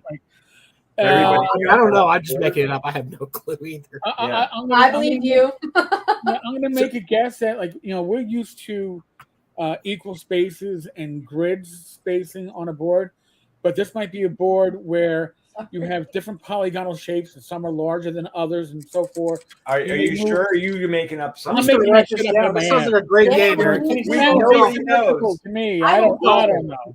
Somebody in the audience, tell us. Somebody in the audience. What's Come on, Don, in you design board games, goddammit. Come on, Don, give me an answer. So when you guys went to Gen Con, what games did you play there? What sessions? Not very many. We were running around doing interviews and meeting people and all that. We unfortunately didn't get to play many at all. I think we played a Harry Potter game, which wasn't all that good. Hey, it started off great, and it was nostalgia based, and I was super into it. I was just super into it, and I was funny. It was fun. Yeah. But what happened after? I ran. The Unnatural Selections play test. Oh, good deal. So that was good. Did we play anything else? Oh, we got to play Dungeon Crafts game. Professor Dungeon Masters. What the heck's it called? Oh, the dungeon. Yeah. Okay. Yeah. What's it called? I don't. Oh, it was Macdeath. Macdeath. Yes. Yeah, it was very good. He's so good. Very animated and he's like, everybody at the table, the rain is coming down, and so he has this all like tap on the table to make it sound like the rain. Really gets everybody into the theatrics of it. Boy, that's very new school. Old schoolers would be like, no, out. Right. Okay, that's right. Oh, that's great. I found the definition, by the way, and I just feel like a jackass. All right. So conceptually, each participant still follows the same basic set of rules, but some or all of them have their own unique abilities and occasionally different goals. Okay, so RPGs are asymmetrical. Oh, that's interesting. But a game like Sorry is not asymmetrical. Right. because you all have the same abilities. I think I feel bad for all the old people like me who grew up when a board game was Monopoly, Sorry, Risk. I mean, just terrible, because this is the golden age of board games. There's so many great board games out there that I'll never get to play now because I'm too old to play a lot of them. But man, we had some pretty poor ass choices for board games back then, which is why when D&D came out, we just latched onto like, this is the coolest game ever, because Good point. yeah, this is not like all the other games you're playing. Yeah, Sounds like the Illuminati. It's like Monopoly and Sorry and Life. And, very, very generic, boring board games. Yeah. I've never played Life. Yes.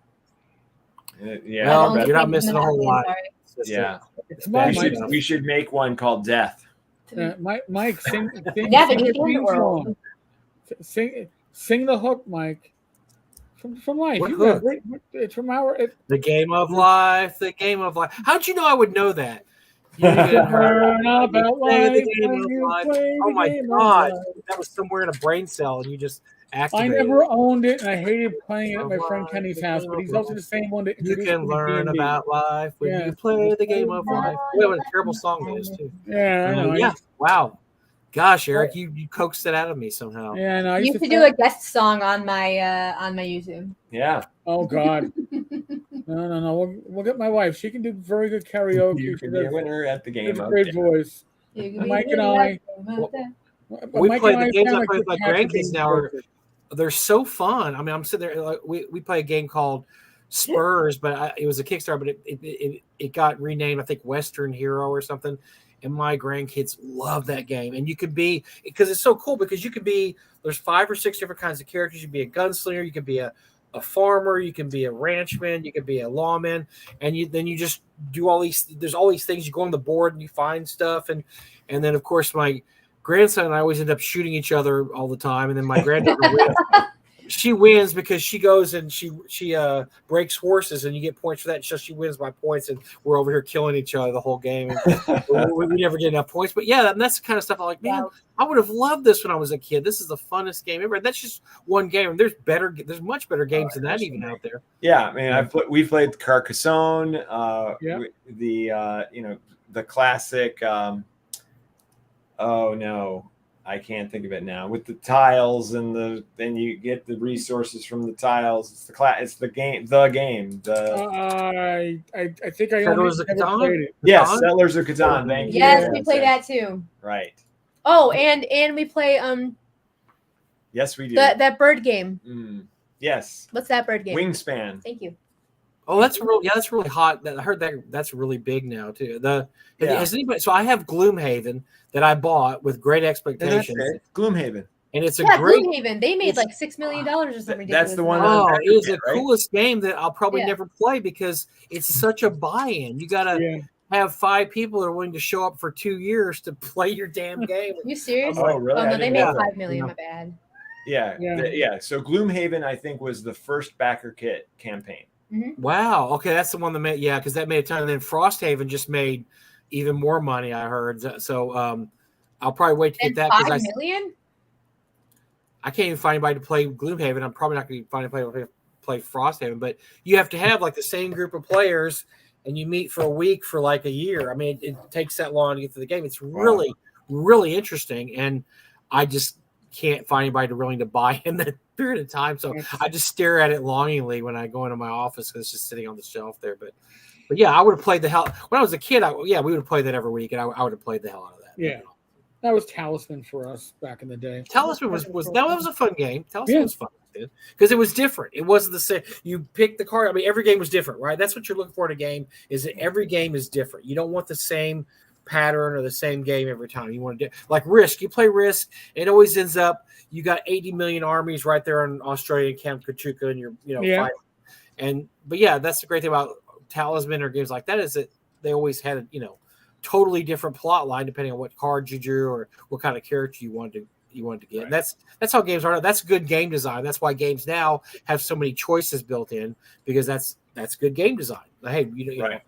Well, and another good game design is you want to create a whole bunch of rules and then ways to break them. because when you break the rules in as part of being your character, or as part of being having clever strategy, then it feels really good, because like, oh man, this rule that we've seen this whole time, we've all gotten used to. Now this guy comes in and he does this and breaks it all, and everybody's like, oh my gosh, what?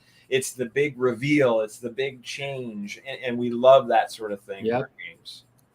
Well, it happens in D&D too. I mean, you get used to your group playing a certain way. I remember the first time we met another group that played, we were so excited, and they're like, "Hey, come over and watch our gameplay." So we're playing. They came over to watch us, and all the bitch the whole time, because like, well, we don't play like that, or why is that doing that, or how come the oil only did, And we're like, yeah, this ain't gonna work out.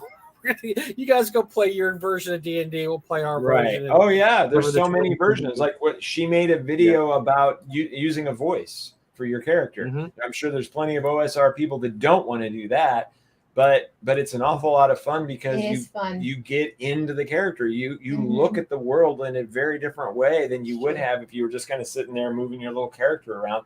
When you actually speak like them, then all of a sudden you see the world from their eyes, from their perspective. Yeah, except I remember your video, and I'm kind of saying, I have like 3 voices, and my players nowadays will beat me up so bad when I use the voice I used before, because I had a voice I used for a really big NPC like years ago.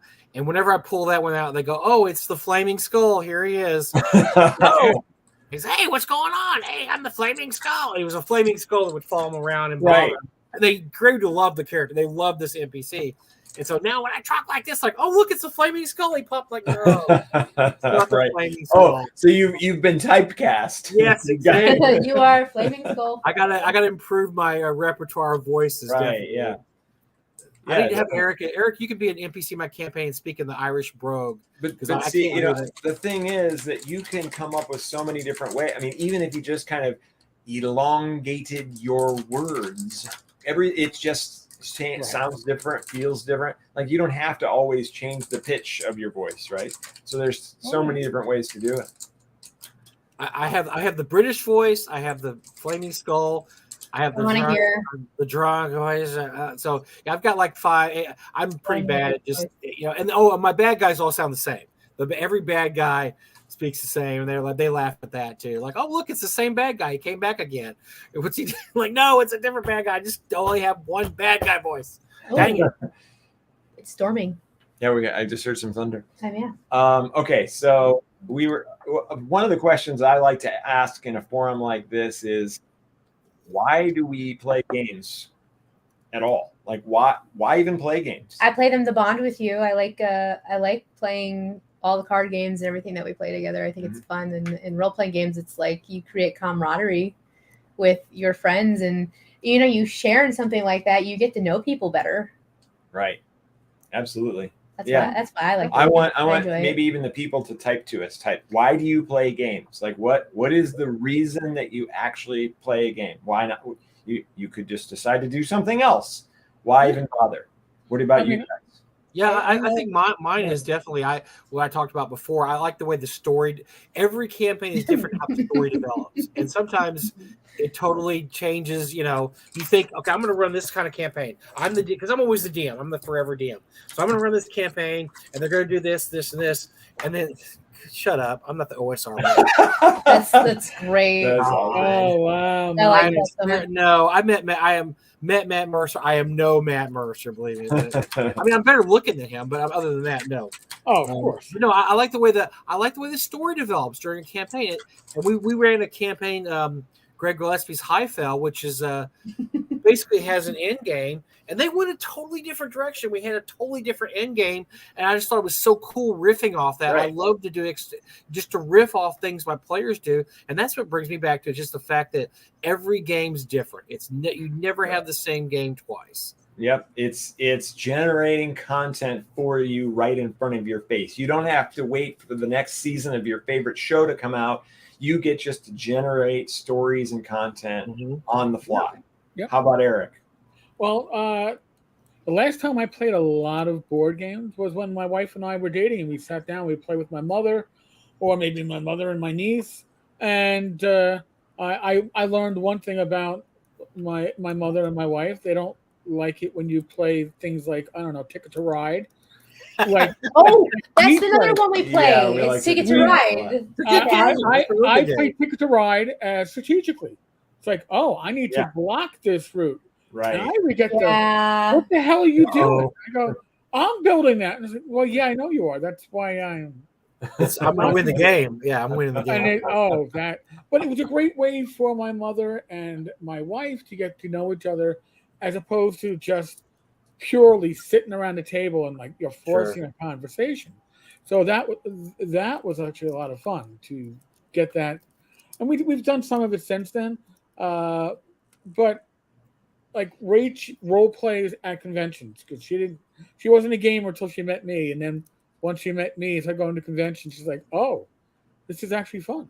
Right. You know, but I Yeah. play to socialize. Like, I'm lucky that even though I play in a VTT, because my friends are throughout the country, they are other bloggers and YouTubers that I've known over the last decade, that we have true friendships that you can, with voice and video, it feels like you're sitting around the table. And I'm going to see most of these guys at ShireCon in a few days, but we can still bust each other's asses, do that hour for a 30-minute catch up and tell stupid stories and Right. all that crap that you do at a physical table without having the, I don't know, the Mountain Dew and the Ring Dings and maybe the Wendy's burgers.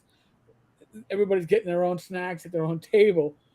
We still have that ability, and that's something that I would love if we could do it physically, but then I wouldn't have friends that are in Georgia and Northwest PA and Connecticut, and you know, so you know, you work with it.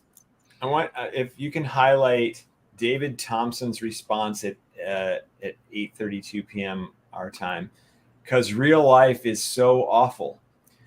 This is kind of what I was getting at when I asked, why do we play games? Well, it's an escape. It's an escape from our everyday life. And we get to become someone we're not. Even if we're playing Carcassonne, which you don't think of as role-playing, you are the person who's farming and providing food for the cities and all that stuff. So you've taken on a new role in life.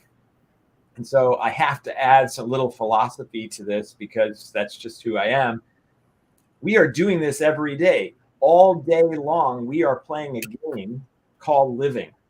And we get jobs, just like we go to the tavern and we get the job to go get rid of the giant crabs from eating the farmers' horses and cows.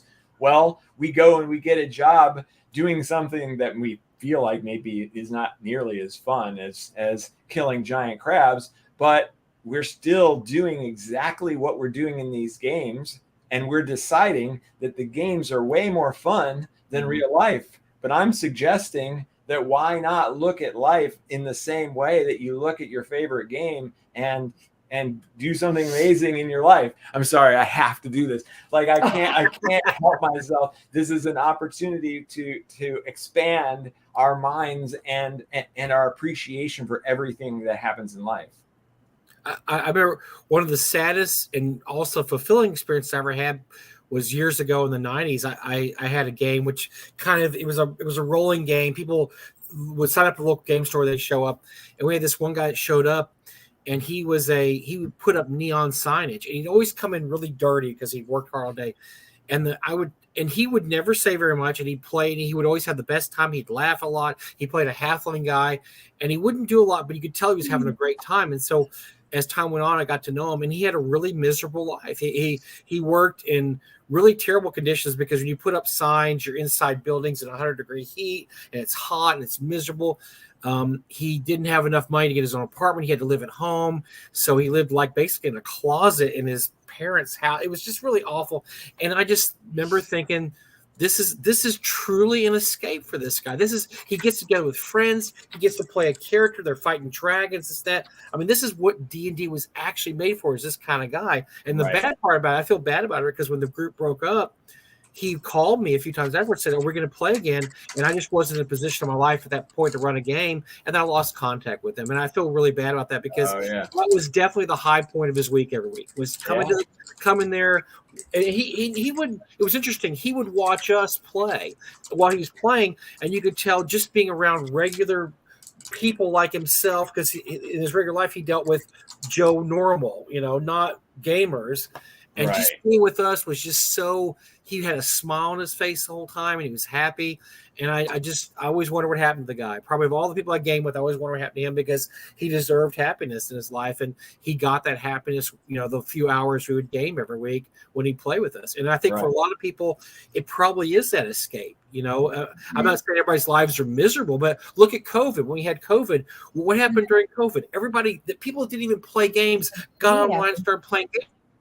Home and you're going to die tomorrow and you might get COVID. It's horrible. And you're stuck in your apartment in New York and you can't do anything. And then you have these people that would log on like, hey, we're going to play D&D. Well, I've never played it before.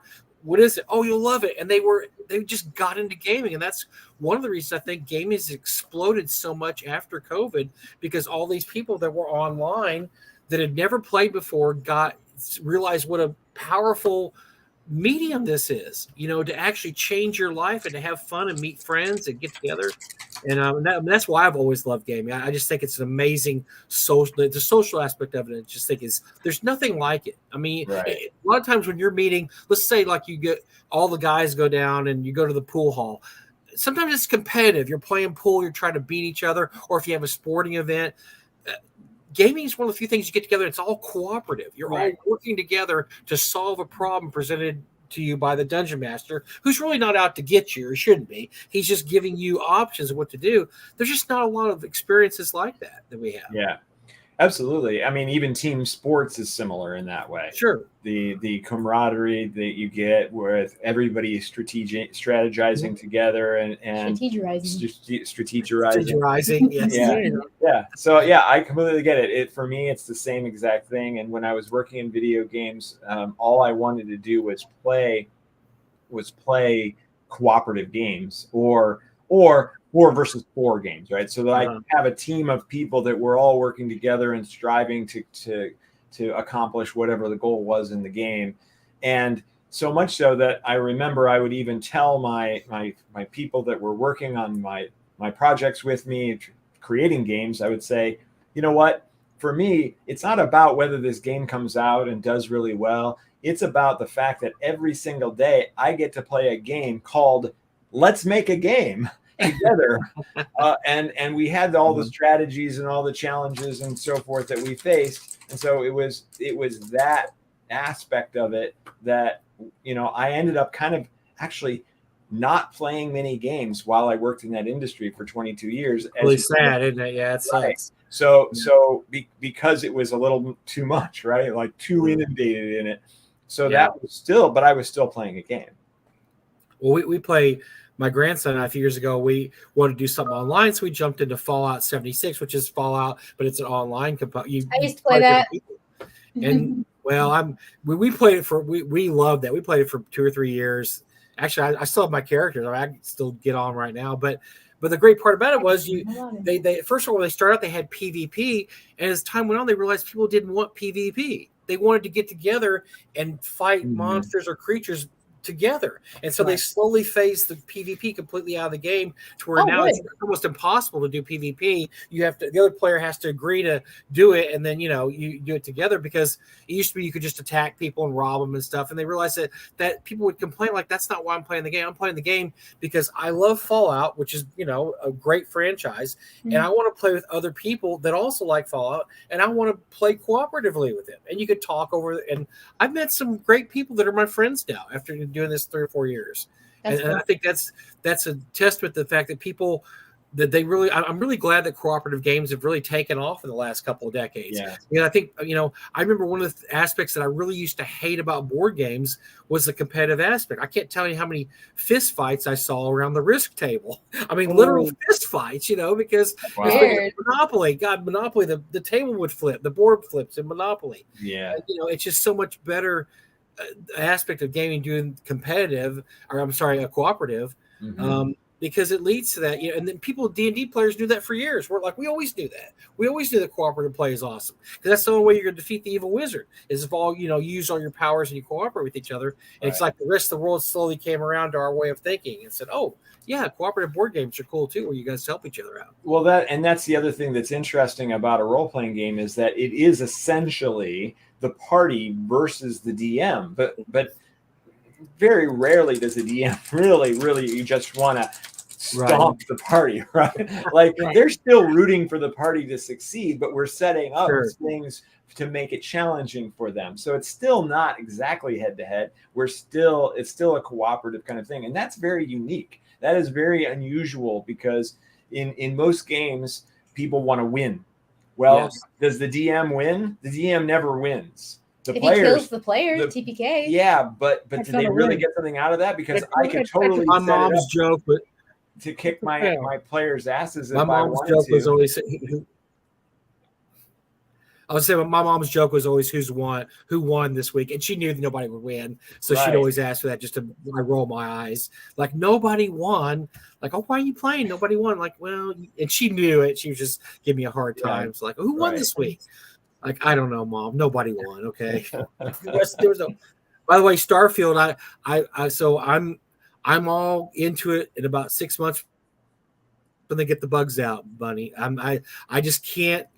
Bethesda games come out so buggy out the gate, but I am definitely into Starfield. Yeah, you have. Well, you've had people except for someone that falling through the floor. I literally watched like a character just go sinking into the floor. He was talking to me, and he was just like. I just worry about the game breaking ones. I don't want a game break because I've heard some people playing for 40 or 50 hours and like they had a game breaker. I'm like, ugh, I hate those.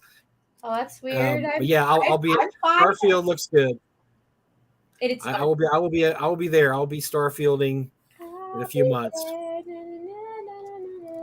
Probably when I get any time. I don't have any time right now.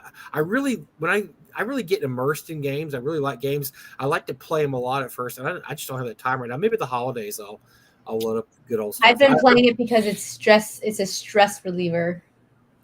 And you know what? That's a good point too, buddy. Because most people don't underestimate the value of games, especially role playing games, in stress relieving. I'll play. When I'm really stressed out, I go to my Xbox. I'll sit there and I'll load in like Fallout 70s, Fallout or Skyrim or even. You're saying you're not a PC gamer?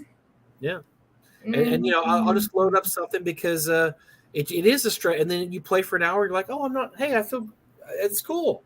This is great. And the same, I think it works the same way when you meet in person, when you have your weekly D&D game or monthly like we do. It's just a great time. You have this great time and after it's over, you're just like, oh man, I feel really good. I feel like I just hung out with a bunch of friends, which you did, and had a great time. And that's what once again, when Eric and I talk about WotC all the time, I just keep thinking about their future model, which is we want everybody to play VTTs online, and I don't know. I don't think that's exactly what people want. Yeah, I mean, we've got. I'm cold. We play like 3 VTTs and what's a VTT? 3 in person, the virtual tabletop.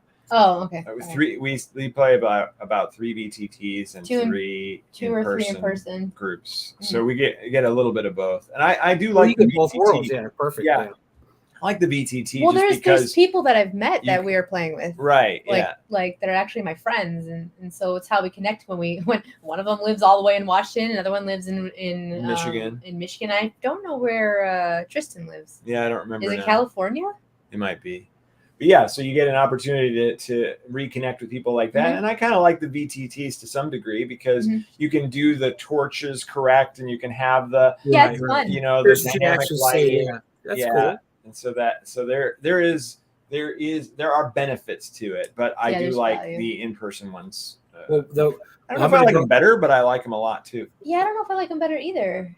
I do have fun every time we have different experience, right? The great thing about VTTs or online games, you can we had a game. This is old. This is how old I am. We played with a whiteboard and we played just talking. Because that's how old we are. And I would draw out the map on the whiteboard, everybody could see it, which was incredible technology then. Oh, we had a dice roller too that would roll. Oh, that was awesome. We had a player in Alabama, Florida, Canada, Missouri, but we also had a guy in Australia that would play sometimes too. That's great. And we would never have Jeez. gotten together. We could never get together in real life. I mean, that'd be impossible. Right. But it was possible online, which is, I think that's really cool about it, is people that could not actually game together. People that can't find a game. There's some people that just can't find a game. Yeah. Get online and do it.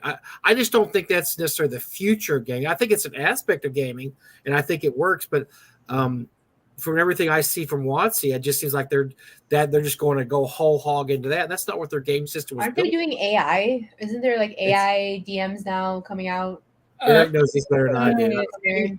Here's where that works. There's a third-party publisher or creative company that is working on AI as a supplement to board games, and now Hasbro is investing in them heavily and using them with some Hasbro board games. So when Woods of the Coast says we aren't working on AI DMs, it's kind of like the I got my fingers crossed behind mother company. We technically we're not, but somebody that's associated with us likely is and will be instituting it. But don't worry about that. Okay. Don't look behind the curtain. Yeah. Yeah. I don't know why anybody would worry about it anyway, because it's just going to be another method to try it and see if you like playing games through an AI DM. Okay. I still think nobody can replace a person, though. No, but that's for the individual to decide. If somebody doesn't like their DM and they just want to play with an AI, they can. I want to run a solo game. I want an AI DM. That would actually be.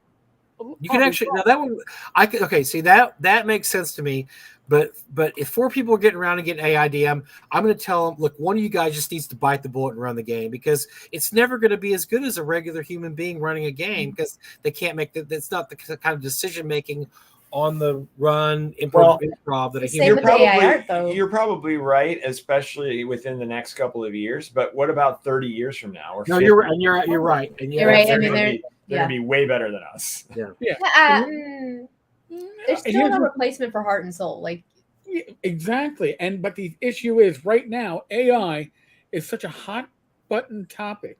Once, Wizards of the Coast is getting ahead of it, right? Like Wizards of the Coast is going, oh shit, maybe we shouldn't be talking about the idea of an AI DM when AI art and AI writing is like verboten topics on half the internet. That there are Facebook groups that you can't even link to a Kickstarter, which may have used AI art. You wouldn't know. But if they think we had to remove it because it had AI art. And I've seen that happen. Because it's a hot button topic. Because a lot of creatives feel like it's going to take their livelihood away. What's interesting is you don't see a lot of electricians and plumbers worried about AI because they're like, no, AI can't crawl in your building and fix your pipes. But I mean, not yet. But I mean, they're going to have driving cars. There's Tesla. Yeah, truck drivers will be replaced. The chances are that probably, maybe not even in our lifetimes, but eventually all the jobs will be able to be handled by AI at some point. And so we have to figure out a different way to interact with each other and live our lives. I'd also like to state that we are 100% not AI. We are 100% hand-drawn people. We are hand-drawn people. We are real. We are hand-drawn. I'm kind of glad that we don't have to deal with that. And maybe that's our grandkids or great-grandkids' problem to deal with, because what's going to happen when there's so much leisure time? We're not, we always talk about the human race, about how much we love leisure time. We're terrible about leisure time, though. We're terrible about a lot of things having to do with leisure time. And we get bored easy. And so I don't know what we're supposed to do with all this leisure time coming up when robots are supposed to be doing everything. It's going to be interesting. And sorry, I won't be around to see it, but it's going to be interesting to see how they deal with that, and maybe it's kind of like a Ready Player One, where everybody will hook up to their machine and play VR games online, which would be cool. That'd be awesome. It's all you do every day. That'd be fun.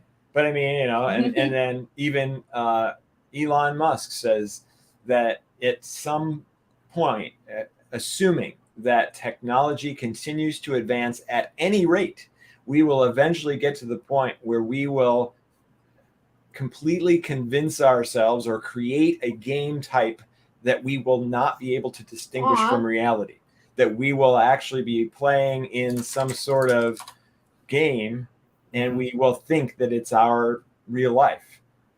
Don't try to mind fuck me, Zane, because you're trying to do it right now. Because now I'm wondering, like, He doesn't want to own a Tesla. Why not? The philosophical question. I mean, are we in a virtual reality right now? Exactly. We don't know if we are or not. Yeah, and not only that, but I mean, it's very likely that we're inside a game, inside a game, inside a game, inside a game to 33, who knows how many times, because that's what we seem to like to do. We like to create new realities for ourselves. The Matrix has you, Mike. I know. I'm about to say, I might wake up in 5 minutes and I'm actually like 25 years old, which would be awesome. And I'm like, right. This simulation where you were in Earth and you were back and we aged. What's the Rick and Morty show? For the last 10 years. Which one? What's the Rick and Morty where he plays the Solar Opposites? No, Rick and Morty, where he plays the character. I forget. It's like just some generic Roy. You guys know Roy, that? The Roy. Yes, I don't know. Roy off the grid. Okay, so it's a stand-up arcade game. Rick and Morty go to the stand-up arcade game and they put the headset on.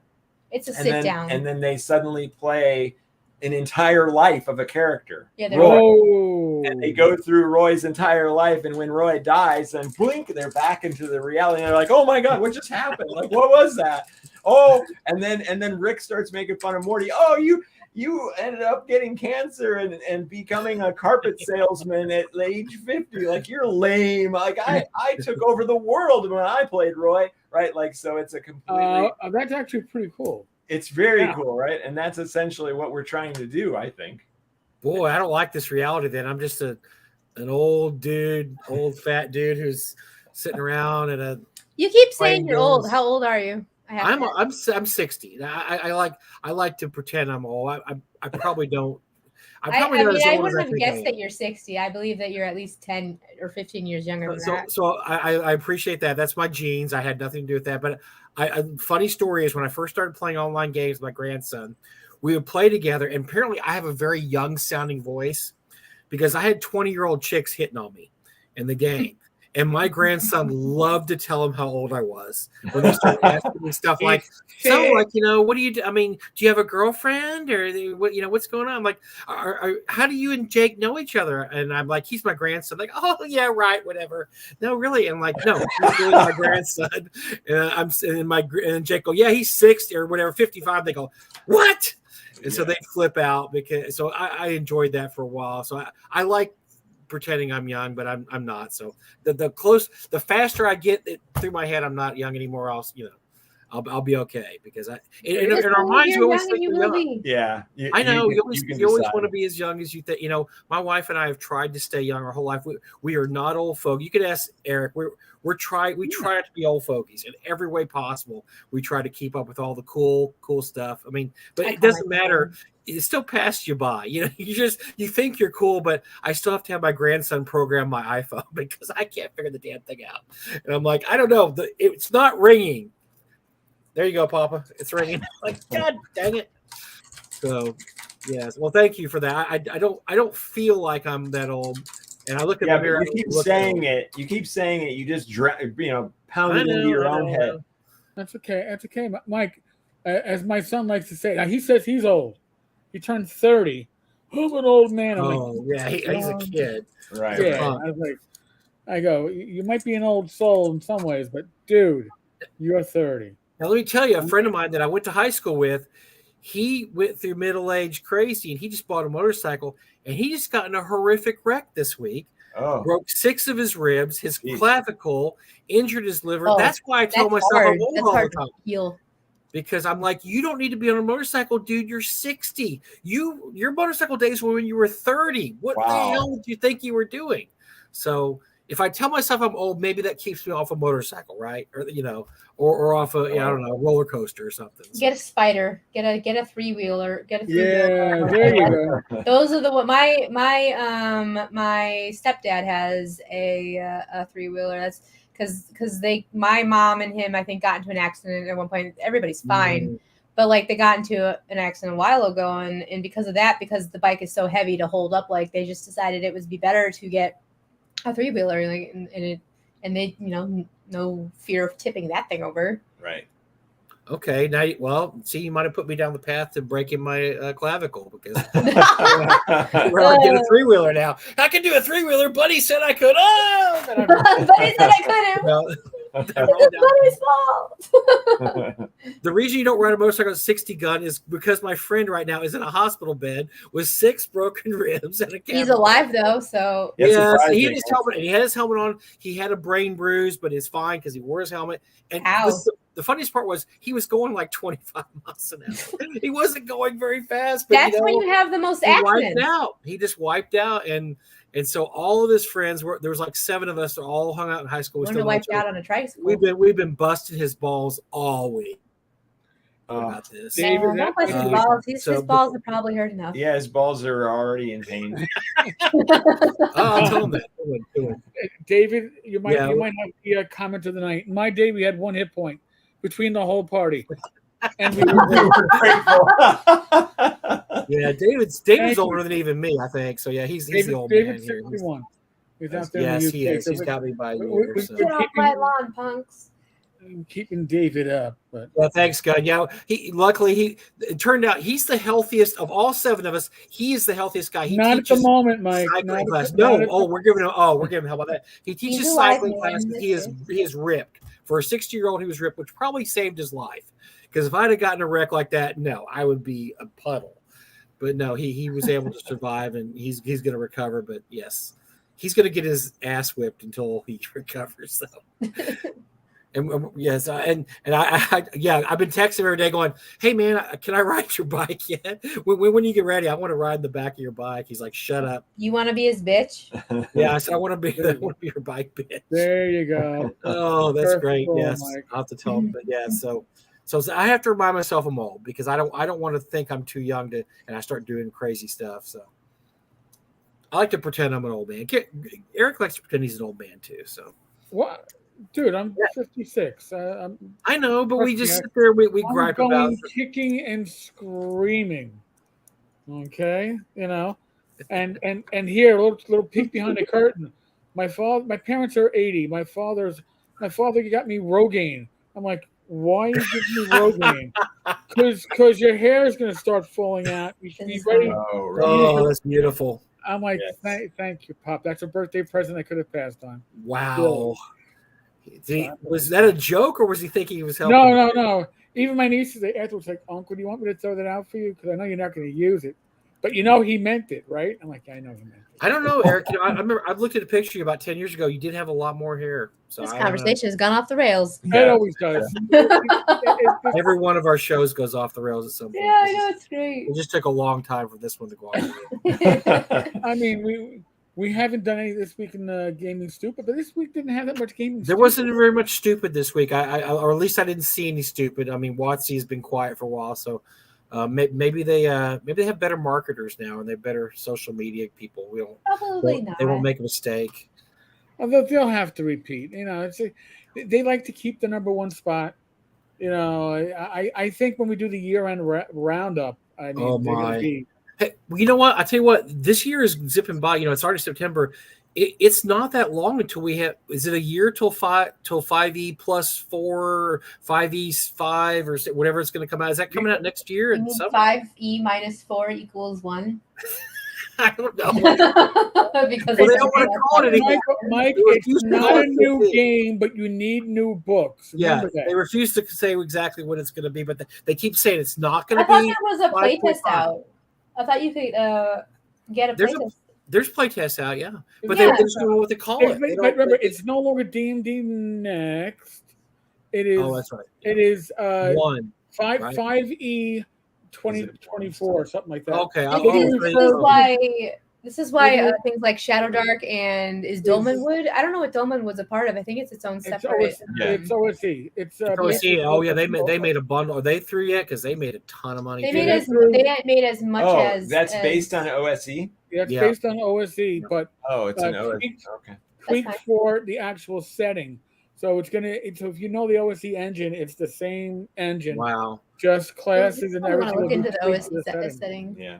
which would So I'm gonna see how much they. Gavin does Yeah, great work. I They- think it yeah, literally I- ended right at the numbers for ShadowDark, which I Yeah. was surprised. I thought it was going to be a little we have bit such higher. a lively chat. wow. my Yeah, you're. Gosh, they made. Oh my gosh. Yeah, 1.389 million. That's almost exactly what ShadowDark made. Yeah, That's just amazing. just inched out by like Crazy. 20 grand or 25 grand. Thanks, Yeah. Mr. Gunn. Wow. That is nuts, and that anybody that says the OSR is dying or it's not going to do good, I just point to the last few Kickstarter stuff like that, and then the original OSC Yeah. Kickstarter, which made 700,000 or 800,000, 700 something thousand. I mean, the OSR is alive and kicking, man. It is not having any issues at all. I mean, it's really, people are really interested in old school role playing, which is awesome. I think it's because Hasbro's screwing up and stuff, so everybody wants something else. And I think that's why a lot of new systems, or just like Daggerheart, will probably explode. I mean, it's a whatever happened. When's that supposed to? I remember hearing about it. I haven't heard any I follow-up don't know, on that. but I I'm don't think it's- excited about it. I'm excited about the 2d12 system because it's like your failure dice and your succeeding dice. Yeah. And that's not what it's called, but one's like, oh, this heroic dice and this you epic you suck dice. And you roll that, and if your good dice outweighs your bad dice, you do something awesome. Yeah, it's a pretty clever idea, and I just think it's cool. I'm It's sure that different. I'm sure that it was born from let's stay away from D20. Right. Oh, Yeah. certainly. No, not a bad idea. They Yeah. have a whole bunch of crap going on too. They And do. D12s are like the most overlooked dice anyway. If you were It's a a D&D fun player, dice. it is. But if you were like an AD&D player, it's like, what do you use a D12 for? Longsword damage against large creatures. And the other That's true. Pretty much it. Fudge. No, nothing. Son of a. You Right. stumped me, damn it. But Mike, I Yeah. think that December is going to be the 1-year anniversary of the OGL fiasco, the beginning of it. Are we going to have a birthday cake to celebrate? Oh, right. It started when they did it really kind of, remember, it previewed in November of last year because they had that meeting, a stockholders meeting, where they said that D&D was an undervalued property. Oh, That kind of threw it. That's where it all kind of began, where they said we're very undervalued. We should be selling way more, millions more than we do. And that kind of, and then they fired Ray Winninger, remember? Oh, yeah. And they said, no, we're going to appoint this Microsoft person who may or may not know anything about gaming, but that's okay. And then, that's kind of how it all started. It all kind of started. And we were, we didn't really think much about that when it happened. We're just kind of like, yeah, whatever. That's just corporate bullshit. And that was kind of where it all started. Was last November, December, and their stockholder meetings. I guess that was probably a quarterly meeting, right? Quarterly stockholder meeting. Yeah, it's funny because at the time that was happening, I was working on a board game concept that probably will be released eventually, and I was using a D20, and then that came out. I was like, oh, let's not. let's go ahead and just use D20. Boom. Yeah, bye bye. See you later. So I adjusted it to work with D6s instead, and actually D6s are surprisingly, when you're rolling multiple, you can really create some cool percentages. Like, okay, if you want to get, you want to get any percent that you want, you can make it with like five or six D6s, and one of them needs to be a certain number. I mean, there's a lot of flexibility. Look at the old Star Wars game. That was a die 6 base game. It was great. Yeah. The original Star Wars game was awesome. When you roll multiple D6s, you got that bell curve going. And I remember, before I did the Swords and Woods Relight, when I was trying to figure out an OSR game that could be distributed to everybody on like a sheet, two sides of a sheet of paper, I was trying to figure out how to do it with D6s because, everybody has D6s. If you're going to get a game into the hands of normies, and it's going to be simple, you got to have D6s because everybody has it. Open up your Monopoly set, your Risk set, right? Your Parcheesi set, your Trouble, your Sorry. It's all got D6s. Mike, I'm not saying that you should be playing. Oh, by the way, so during ReaperCon, I was going to say that we had a guy come up and ask if I still had any Swords Wizardry Light. I said, yeah, I've got a box of them. He said, well, I want to start playing with my kids in a group at the library. And I was like, I've got, so it still lives on, Eric. I sent him a stack of Swords Wizardry Lights, some folders. Remember those old character cards, all that stuff we had. We still have some of that left over, so I sent them a nice big set of Swords Wizardry Lights. So somewhere in a couple weeks, there'll be a nice little group starting up of old school D&D Swords Wizardry Light. So very cool. Yeah, I like it when gaming is accessible. ShadowDark is an accessible game, especially if you're coming from any other RPG. If you're coming from 5e, it's like, oh wow, you made 5e that my significant other could play and they're not a gamer. Right. They don't need to sit down and learn 2 tomes worth of rules. They can play with the rules that are on their character sheet. And I think that is accessibility that you don't have in a lot of quote modern games.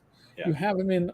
I will always love Swords Wizardry Light. That was the game I taught my grandkids, and they loved it. And it was so easy to play, and it just sucks now that it's kind of in limbo because whatever. And yeah, I think when you finally are able to do continual light, which I guess we're going to wait till next year and see what WotC does. I was waiting. Listen, here's the issue.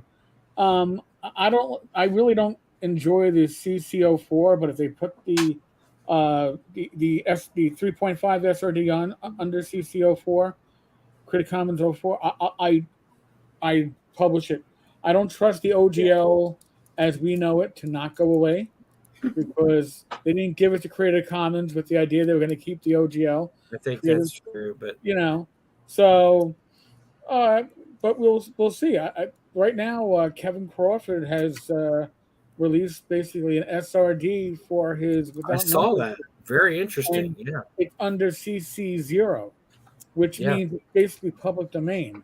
Yeah, and I think we're going to be seeing a lot of stuff built off of that. I think that's very cool. Yeah, I thought that I saw that. That's something we could talk about another show sometime. But that thing was really interesting. But, he is probably the model for somebody who has done this the right way the entire time, because he came out and said, "I'm not going to use anybody's system. I'm going to do this," and he's just done his own thing for over a decade.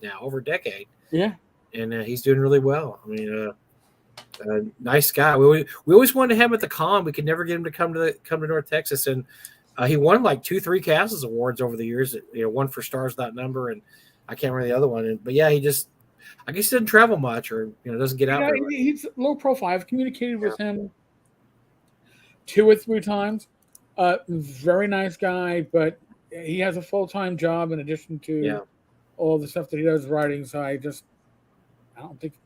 I don't think he gets out to cons all that much. I've never heard of him being at a convention, but he's made quite a career out of what he's done. He's done some amazing stuff, and like I said, he did it right. He did it the right way. So another ginger cat. I have a ginger cat too. The one, mine woofs. I don't think yours woofs. So no, he's the one that you've been listening to. He's the one that makes all the sounds. Yeah. I can't find mine, which scares me. I don't know what she's doing. It's something weird. Well, we've been doing this for a couple hours, so we'll wrap it up. But let's talk about Unnatural Selection a little bit before we go. That's your guys' latest project. It's funded. It's definitely funded, and I backed it. And next part is we need to hit. It's 81,000. We got you $1,000. Somebody got you $1,000. No, there we go. They got about 100. All right, well, we got 2 or 3 backers. Yeah, so a couple of backers came through, and we appreciate that to everybody. I do appreciate that. Boom. Yeah. Even this is if you like ShadowDark, or even if you don't like ShadowDark, any OSR type game, this is a really, really great addition with different character classes, monsters, spells. What else you guys got in there? Ancestries, the new form of carousing, hand-drawn art, magic items, a level or a 0 level gauntlet. So Lots good stuff. Cool. Dice if we get reach 100K. 100K, free dice for people who, that was for my cat. You see, stretch goal. Click. Oh, yeah, you got Everybody likes dice, right? dice. Dice for 100K? Is it new? Yeah, free Yeah, dice really for cool. people who spend $55 on and up on the physical complete editions. So hopefully, Yeah. I'm excited because I want to make these dice big time, and we already have them planned, and we already have people working on them, so they're gonna exist. Just I want to be able to give them away. I know there's one question to ask you real quick. How do you feel about this? Are you guys happy, stressed, anxious? I mean, what are your feelings about the yes. all the above? All the above, yeah. We've relaxed over the quiet period. It's not really quiet because we make a lot each day, but it's more relaxing during that time. The very beginning, it was stressful. We had to do a whole bunch of stuff, get a whole bunch of stuff fixed up,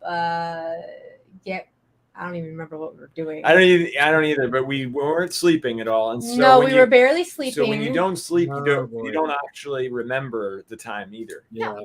and the last 48 hours are going to be just as hectic as that, which is fine. I'm actually really looking forward to that. Yeah. Then you get the fun part of fulfillment, which would be awesome. Having to mail out all those. We have a place that's going to do that, though. Yeah, we've got so a lot we don't of have to worry about of stuff really. like that set up. We've got a fulfillment center, and then the manufacturer will go directly to them. And the manufacturer pretty much is doing everything except for maybe the stickers. And maybe the pen. It really depends. I don't know. Yeah, I think they're doing pretty much everything, and we're already working with like swatches for the colors of the books and the covers and the textures and. Oh wow! Okay. Yeah, we're already working all this out. Yeah. So it's fun. It's really fun. Like it's really exciting. We're looking at swatches today. I'm just like, this is real. Yeah, this is really happening. Yeah, for me, when I ran the other two comic book Kickstarters that didn't go all that well, I would say that it was stressful every single day because I did not know if we were going to cross the finish line. That sucks. Yeah. And in both cases, I think we crossed the finish line on the last day. We barely got enough to be successful. Are you talking about your comic book? The comic books, yeah. Why is it a we? I thought it was just you. Yeah, well, it was. I feel like it was me and the few backers. Wow! It was us working together to try to get it. Well, and then there was the artist and others, but ultimately, this is a lot better for me because we got there in the first 10 minutes, and so now it's been, other than make sure everybody's happy with what we're doing, keeping up with updates and doing those sorts of things. It's been way more relaxed than those two experiences. You had a lot of pressure. I bet it took a lot of pressure off, right? That you hit it so quick. And okay, we got it now. Now it's just all the details we got to do. You would think that. For me, it was. For me, yeah. You'd think that. Though I actually thought we weren't going to make 20K until pretty much the end. Like I'm actually surprised we made it in the first 24 hours. Like I don't even know how much. I think it was 40 something. Yeah, I think it was about 40 in the first 24 hours. Yeah. Yeah, I was like, okay.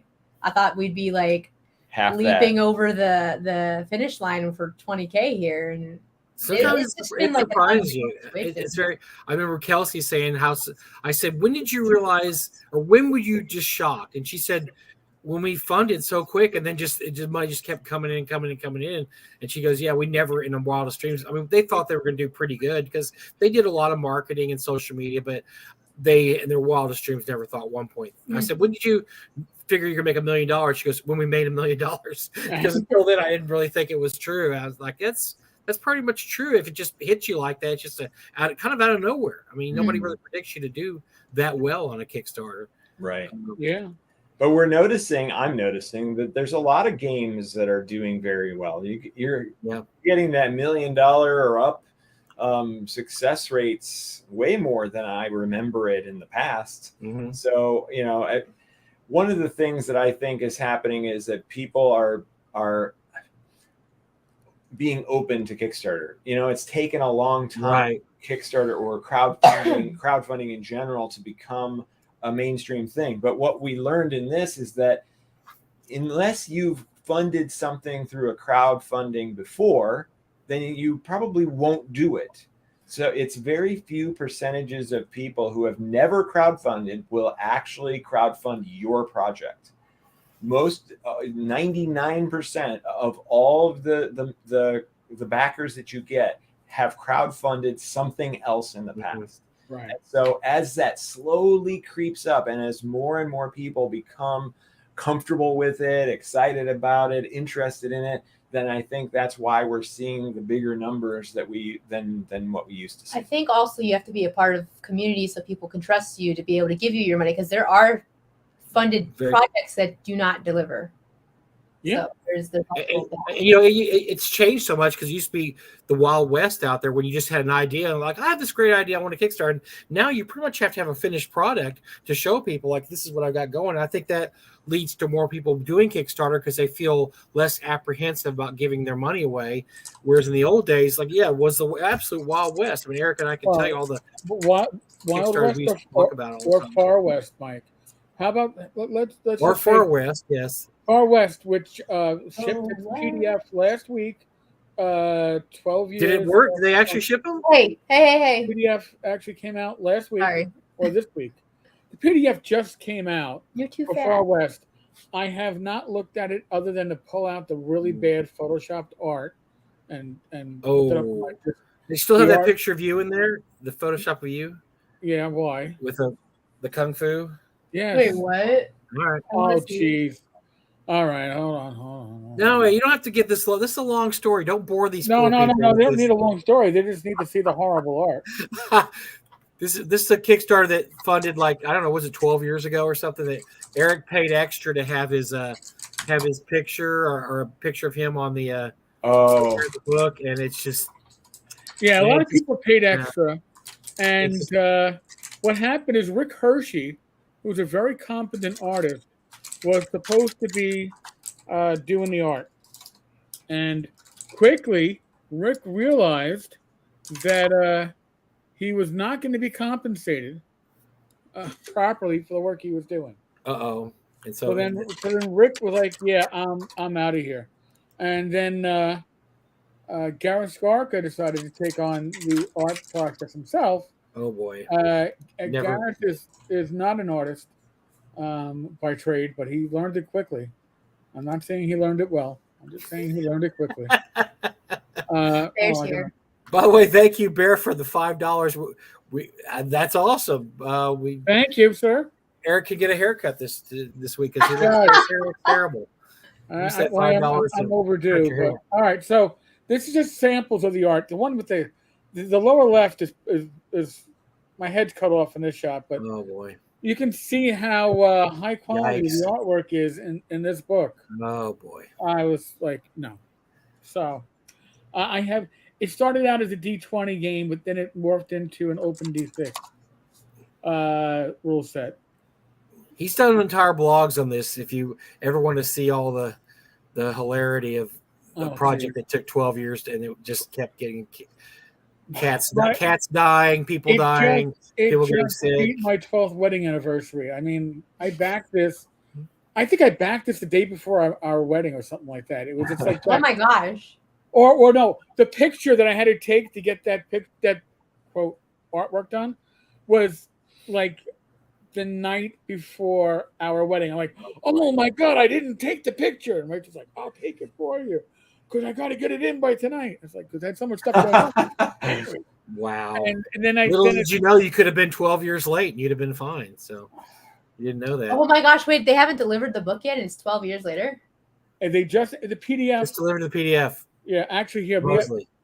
I'll hold on. That's amazing. Sounds like somebody I know. It's been a saga. It's been quite a saga. There's the full picture. You? That's me. At least it's my head. My head photoshopped onto God only knows what. Used to be a handsome young man. That was a long time ago. You were handsome. Oh yeah, There's a use back there for you. yeah. I was like 40. There is. Yeah, you were young pup then. I was like 40. I was like 46 back yeah. then. I hadn't hit the 50 yet.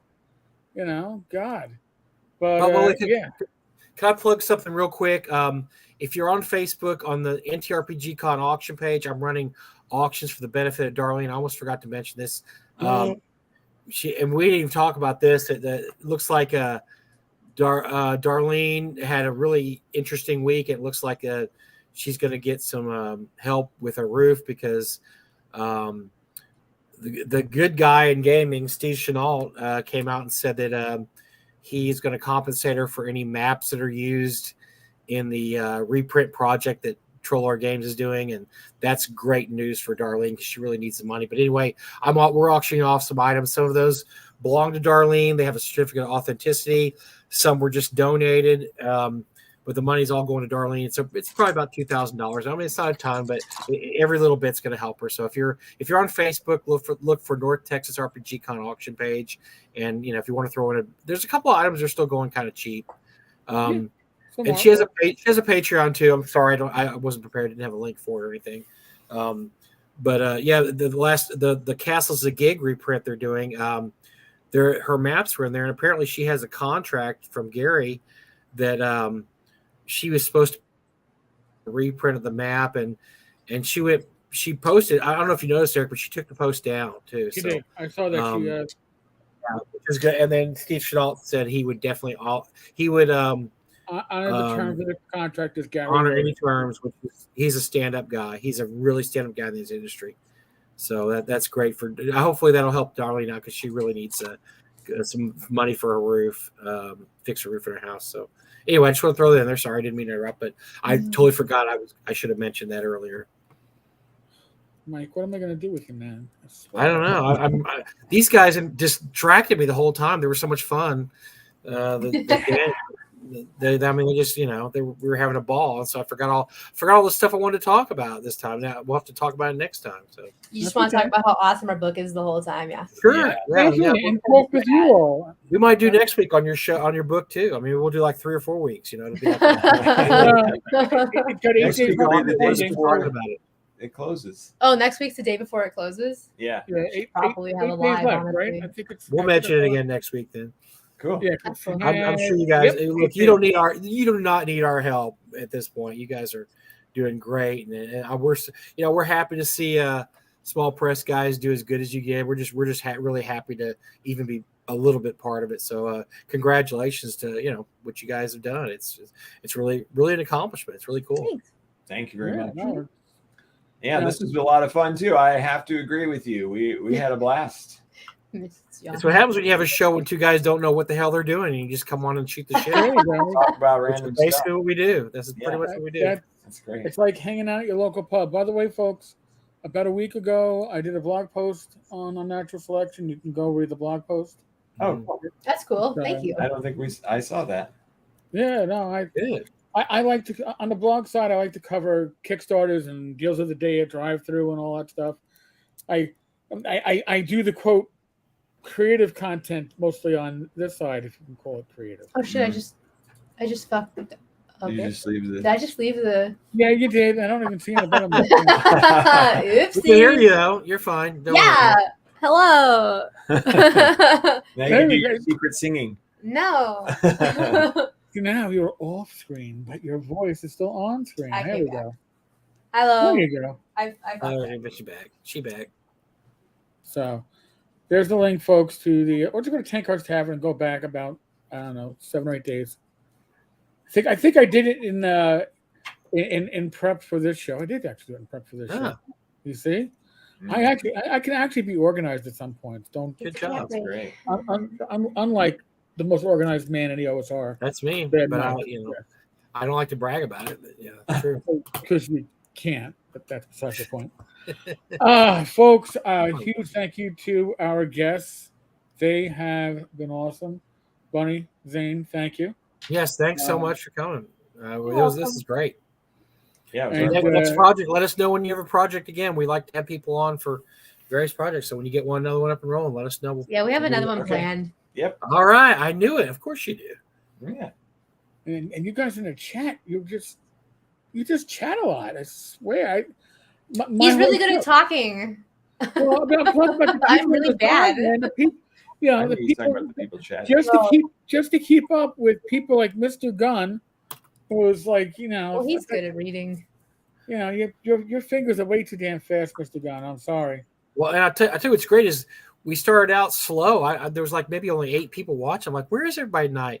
And boom, we were up to 24 or 30 people at one point. We Like, oh, hit that's like nice. 30 or 31 at one point. That's great. So yeah, we built slow and just slowly went boom. Exploded. Kind of like Luke Dyke's numbers, but I'm not saying that. Well, we're going to be on another thing tomorrow. What's the name of it? I think I have it. What is it? Skipping lunch with DM Tales. Oh, cool. Yeah. Okay, Oh, never heard about it. To look it up, check it out. Yeah. Yeah. So if anybody else wants And to we listen were- to and us we were blather on, on again, then you can. We were also on Bear. We played with Bear. When did we do that? It was like a week ago, maybe They're, 2 weeks. they're the Gen X GM. Yes. Oh, well, there he is. Hey, Yeah. Yeah, he's cool cool. Bear. Really enjoy him. He's definitely so quirky and great. Like, he's not afraid of anything. That's right. Fearless. That's what I like. Again, folks, they were the stars, but the cats, of course, you got to give them special Yeah, the cat's one. credit. Right. I don't know where my girl is. She's probably hanging out downstairs, threatening the bird in the cage. Or I'm something worried. Like I don't know what mine is. It's that. did something bad. Scratching my chair up. There he is. She's in the. No, I have a leather chair she Aw. destroyed. It's my gaming chair, so she's Cat's probably cat. pissed off and tearing it up right now. So I'll find some more scraps. Yeah, I was talking about you. You're on camera. Boy, they're all there. They're all hanging. They're chilling, man. Yeah, there's There two. you go. Well, And of thanks, course, guys. we- Appreciate it. And next week we don't have. I have a sort of a plan, but I'll have to run it by Eric. I don't want to throw anything out there yet, but I have a guest for next week. If Eric, I'll talk about it. But it should be very. If I can get this set up, it's going to be really controversial and interesting. Let's put it that way. Oh, boy. Very controversial, but very interesting. So If anybody wants to play test any of the classes or ancestries or anything from Unnatural Selection, then reach out to Bunny through Facebook or even the YouTube. You can do Bunny at Dungeon Damsel. Or you can write her an .com. email Yeah. and then we can get you set up to do some play testing, some online play testing. great. There you go. That'll Yeah. be fun. You guys are invited too. Yeah, totally. Cool. I can barely keep up with my schedule as it is with 3 live streams, 1 game, and 1 Okay. night drinking. Sorry. That's all right. How I stay young is having a night out with my wife where we hang out with friends. Yeah. Pretend we're not. Man, we haven't had a night out for ages. No. Yeah, we haven't either. It's been canceled because we're with younger people, so they have younger kids. I have a 30-year-old that's like. Oh yeah, He's not gonna keep me home. Folks, again, huge thank you to our guests. Huge thank you to our lively crowd. You guys Yes. have been awesome. Yeah, they were fun. I love it. As usual, be safe, be well. God bless. Roll those dice. Roll them well. I'll be back again tomorrow night. If you're on the Discord, 9 p.m., we do the Tavern Chat Hangout for about 2 hours. Mike shows up, Glenn, bunch of others. Always a good time. You have Glenn Friday, right? Glenn this Friday. Glenn, I'm at SharCon, so there might be not. Oh no, Yeah. that's right. That's Shark. This is SharkCon weekend. I'm sorry, I forgot Yeah. all about that. I think I'm Good actually. for Tom, yeah. I might be Say in a hi to game Tom. party now. Try to do a I live will. broadcast. That'd be fun. Well, I'll see. We'll have Tom and Tammy, so maybe we'll be able to do that. Yeah, All right, sure. folks, Good. God bless. Good night. Catch Later. you later. Bye, everybody. Bye.